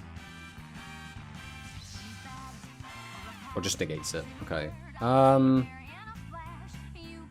Where do we go from here? I mean, we can... and the Linkaribo, I guess. Behold, Linkaribo! Do we just do nothing here? Like, straight up? Because, like, I can add a baby to my hand. But we don't have dinosaurs in our graveyard, so even if we had anything... We need a second monster on the field, is what we need. Because if we can just get a second monster out, we can pop this and then just play the game. But we just can't do that.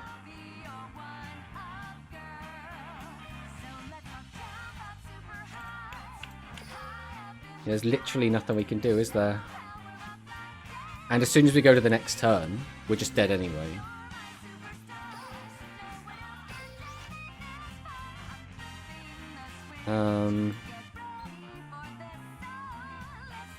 Yeah. It just does not matter. If we had a way to get a second monster out, we could have gone into Nightmare Phoenix and popped this. But we had no way to get a second monster out. That's a shame. That's a shame.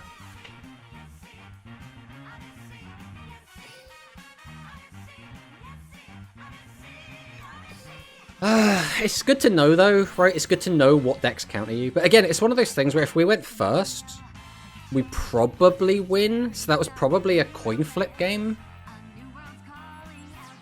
The issue is that he has two different ways that he can stop me from just getting guys on the board, right? Well, I guess not really getting guys on the board. Having a monster negate is going to stop me from special summoning a guy, either way. And being able to get rid of a card from field or graveyard is also going to get rid of a body. And my win con there is get Phoenix on the field, right? This is a weird one. Okay, we activate Misk. Go ahead and just use Misk.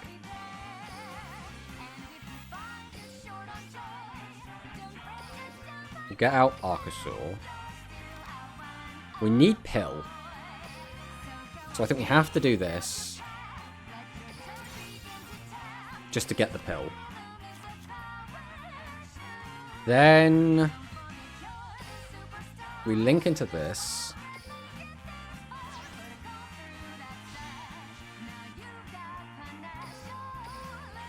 We can activate Dino Awakening. We send this to grab that. Then we can send something to grave. I guess we just don't need this big evolution pill no matter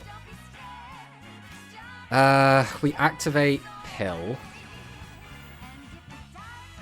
Oh, we never added thingy. Oh. This is still probably fine. Right, we'll do this. We'll do this. We have done this in the wrong order. For some reason, I thought I didn't have a normal summon left. But no, we do still have a normal summon. Okay. We have messed this up, but this is fine. Oh, we've already used his effect as well. I am all kinds of just messing this up. That's... I mean, it's not fine, but, like... Whatever. Whatever! We messed this up real bad. We messed this up real bad. What would we have done differently? Would we have changed anything? We just wouldn't have had this guy face up. That would have been it. I think. So this is just search. There's no reason to stop this.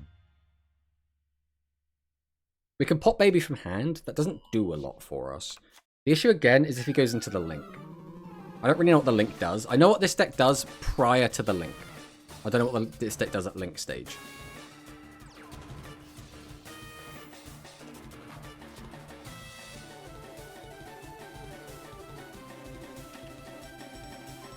Okay, I'm going to do this now.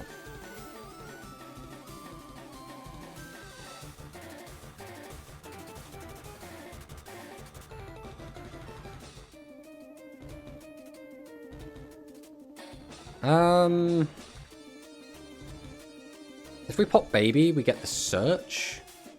But like this guy's just a 0 attack guy that's doing nothing. We'll pop baby.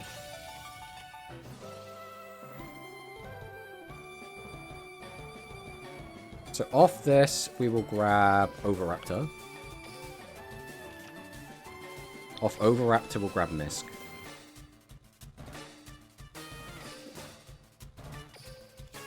This gives me a bit of protection for the rest of whatever he's going to do.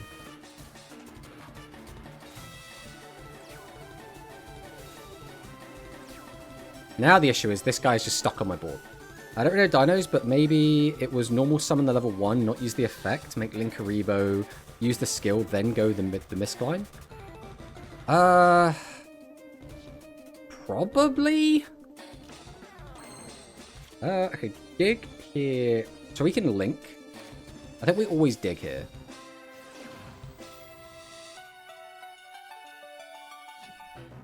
The question is, what do I want? Probably just going to be Oviraptor. Because that'll get me another search. He'll be the normal.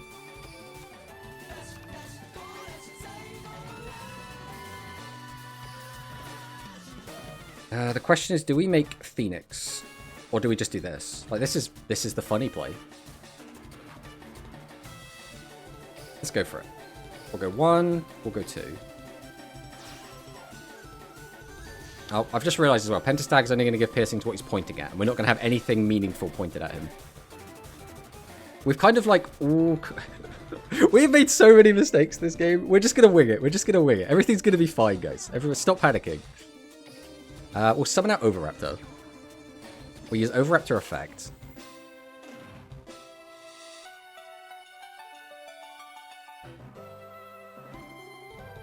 Man, making Pentastag made literally 0 sense here, but this is fine. We are actually... Oh, we are clowning this up so hard. But we might still win. We might still win.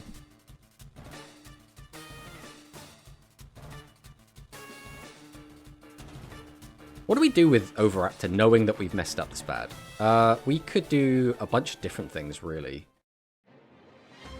That's fine. Do we just grab the other Misk, knowing that we're not really going to be comboing at all for the rest of this turn? I could also just grab this. That still doesn't really help me. The issue is his back row. We've got the Misk to try and protect. If we can get out another 4, that would be good. But are we actually going to have a way to get another 4 out? Probably not. I mean, we could just take Baby, but then we have no way to pop it. I'm just going to take the Misk for the follow-up.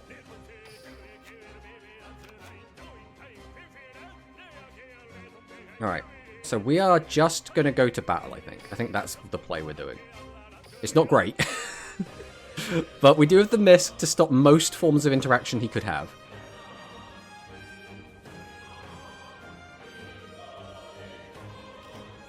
Okay, it's going to go book.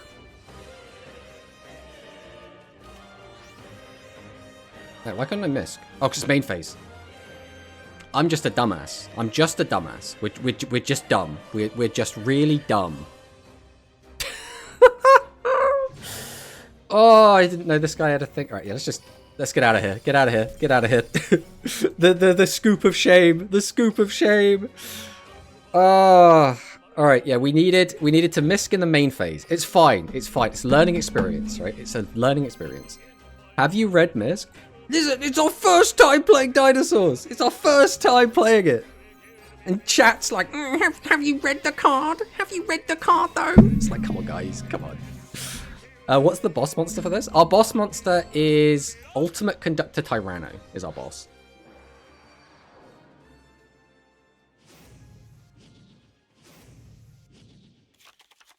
Alright.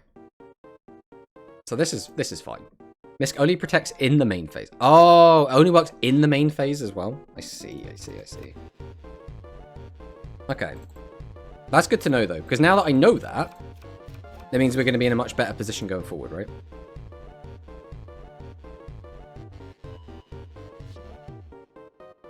Okay, Predaplants is an annoying one, right?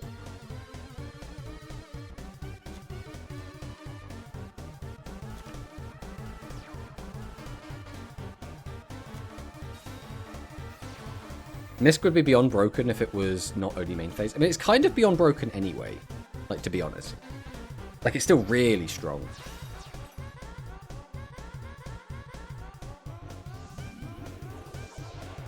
Okay.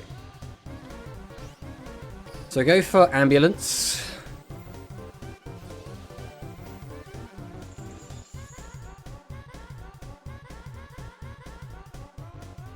UCT effect only works in main.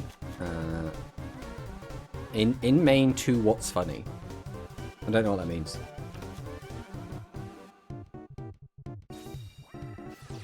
Okay. Predaponics comes down.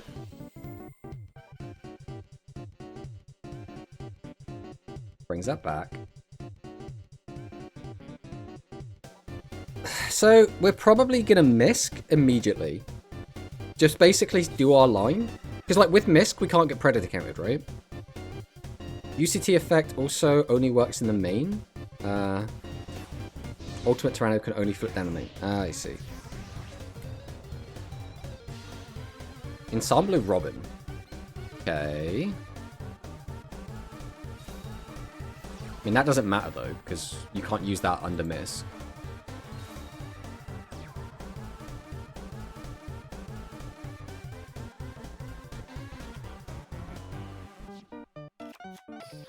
Reveal any number of Predator cards in your hand. Target them with face-up cards you opponent controls. Place Predator counter on 1 if you do any of those monsters that are level 2. Okay, so he's going to basically set it up so one of his cards has to resolve. Oh no, it doesn't matter anyway, because I'm just going to immediately miss, right?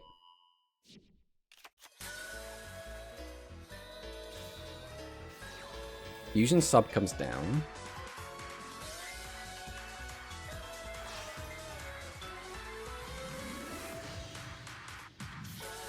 We get everyone's favorite Chimera. Like one monster on the field with a level less than equal to its cards, banish it. When an attack is declared involving this card and opponent's face-up monster, you can activate its effect. So the end of this turn, it is 1,000 attack. If it does, this card gains 1,000 attack. At the end of this turn, you just semi phase card is sent to the graveyard. You can add polymerization. Okay.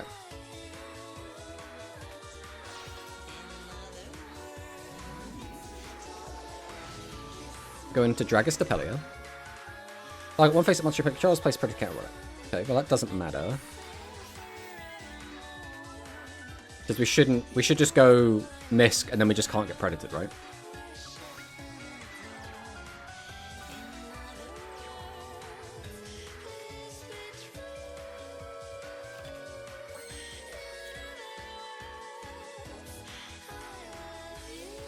Okay, so that lets him add back a fusion or adds a Neos fusion, okay.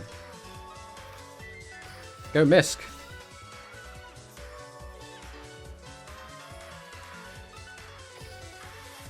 Go, Misk.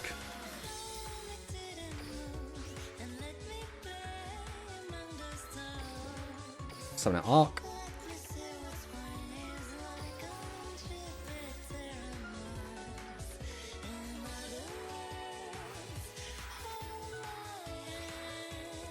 Won't this just do nothing?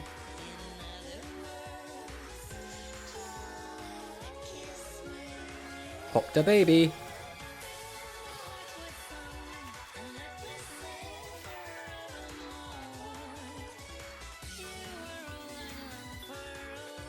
Which one's this? Banish it, release the field. Okay.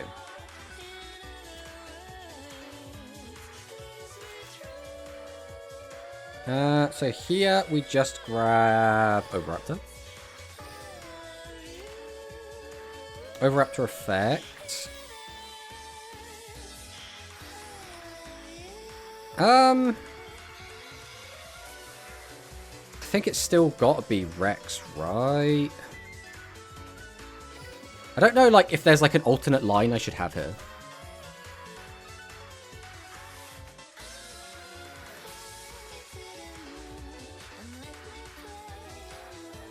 So we'll go ahead and make this by using this. Go into Linkaribo.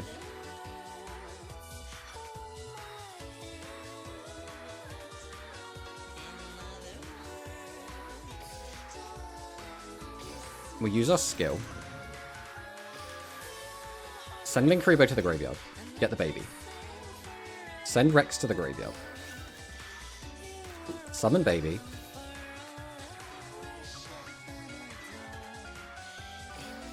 Overraptor effect. Pop the baby. Get back a baby.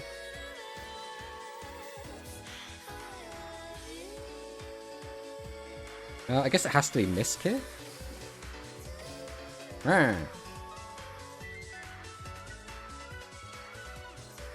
I mean, do we just go Dweller? Or do we go, like... I kind of want to go Stag. But it doesn't really do a lot for me. So I think we just go... And the alternative is that we could just go, like, Phoenix, but then he's just going to negate anyway. We could just go Lagia. But then I think he's just going to put Predator counters around my stuff, and then I won't be able to do anything anyway. Let's go for this now. We'll go 1, we'll go 2. Again, I'm not really sure where we're going with this, so we're just going to, like, see what happens. We'll go Lagia now. I need just experience playing the deck. I need to see what he's going to do to me, and then we can, like, play around it. Okay, so that was obviously bad. But if I'd done Dweller, the exact same thing would have happened. So now, we just drop Pill. We go 1, we go 2.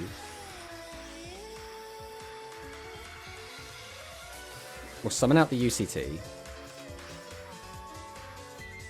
Activate Rex.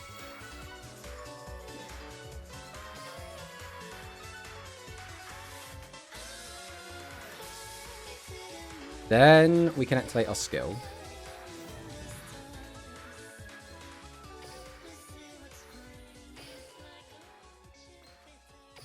Then we go into probably just Lagia again, just to try and stop the back row from stopping me. But then I don't have lethal, right? The alternative is that I just go like Pentastag and then just swing in with both. That'll be that's a lethal line at least. But then again, he's just gonna turn all my shit off, isn't he? Ah, screw it. Let's go 1, let's go 2.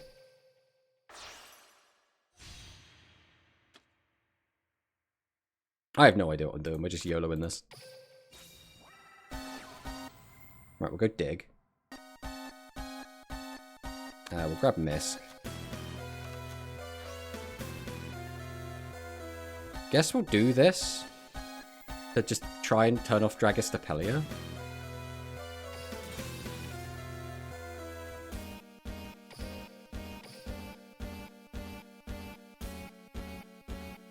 I have no idea what we're doing.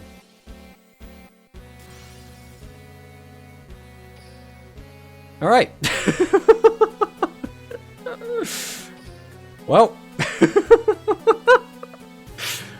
Things have not been going well these last few games, have they?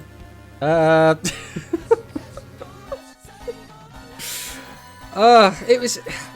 I felt like we were in a lose-lose situation, right? No matter what we summon, it gets bounced. Yeah, we could have Dwellered, but Dweller doesn't change the outcome whatsoever, right? Like, it doesn't do anything. We helped him Needle. I mean, we did, but the whole point with flipping down was that so that he couldn't use Dragostapelia on any of our stuff, right?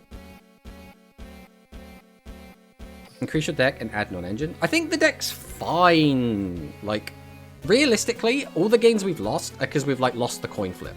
That's, like, the primary, or, like, we've opened absolutely dog shit. Like, the thing is, we haven't even played, like, 10 games yet. Or we've played, like, just about 10 games.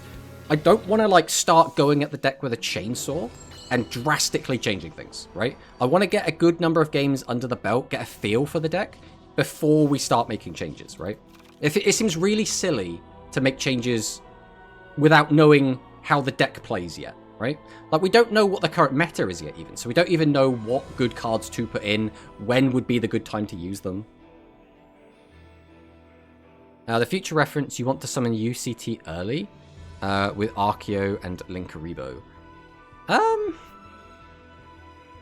I mean, probably. Well, the issue is, like, you don't always get to choose, right? Lose coin flipping with skill issue. I mean, basically, right? Okay, 3 back row. No monsters. I have no idea what we're against.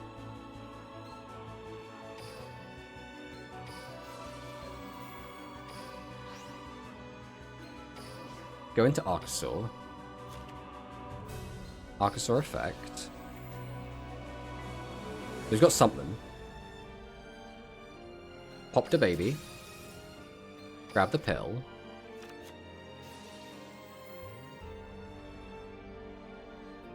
It's probably not Tindangle because he's got an archive skill.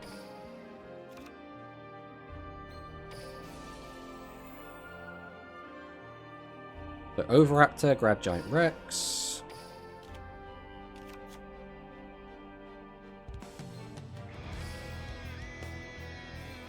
We'll go Link off of this.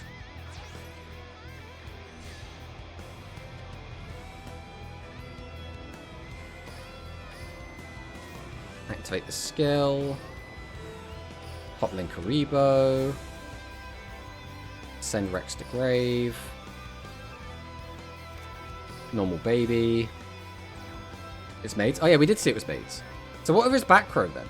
He's probably got like something generic. I guess it goes to show how bad my memory is that I already forgot that we saw his skill was Maids downtime. Bring back baby. Baby effect. I think here we go Oviraptor.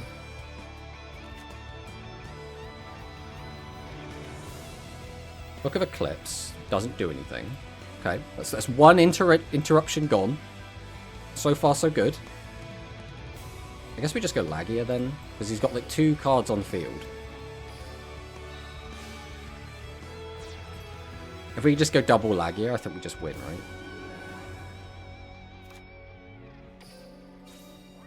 We'll go ahead and drop Pill. 1, 2.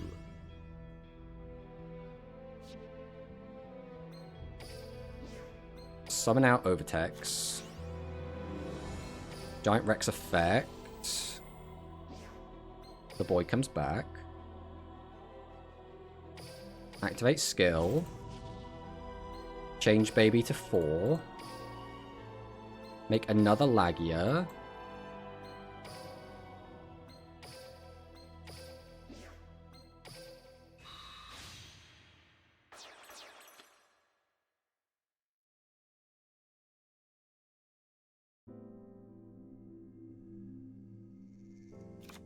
Special summon. Please stop, he's already dead.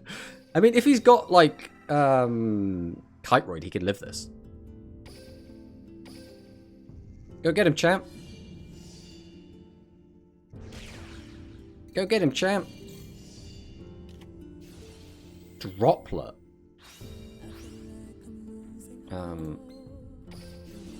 No.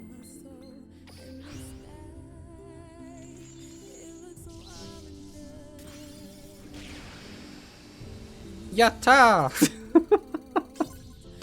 Alright, we started strong. The middle was very rough. I do think, though, this is a very fun deck. We do need to refine it. We need to refine our play. We need to learn about what our opponent's choke points are. We need to fully understand all of our cards. Once we do get to that stage, I think we're going to be in a good spot. Until then, we will be kind of ice skating up a hill, right? But eventually, we'll master the deck and it will feel really, really good. So that is the kind of the goal. That's what we're going for. That's what we're pushing towards. And I think that's a good thing, right? We don't want to just pick up the deck and immediately be like incredible with it, because that wouldn't be very exciting, would it, really?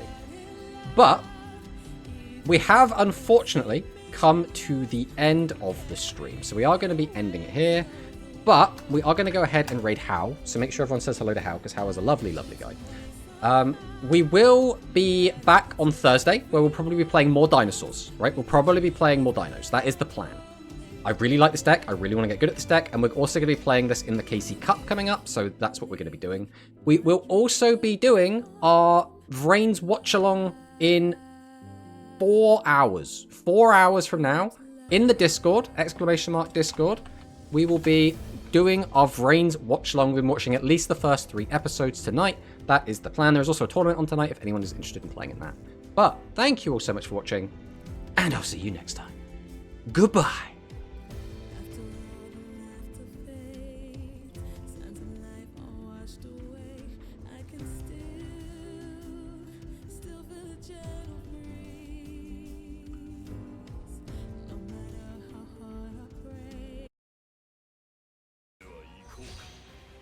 I hope that they put one striker card in the main box. What card would that be? To be truthfully honest with you. We go and play. Hey! Tomorrow.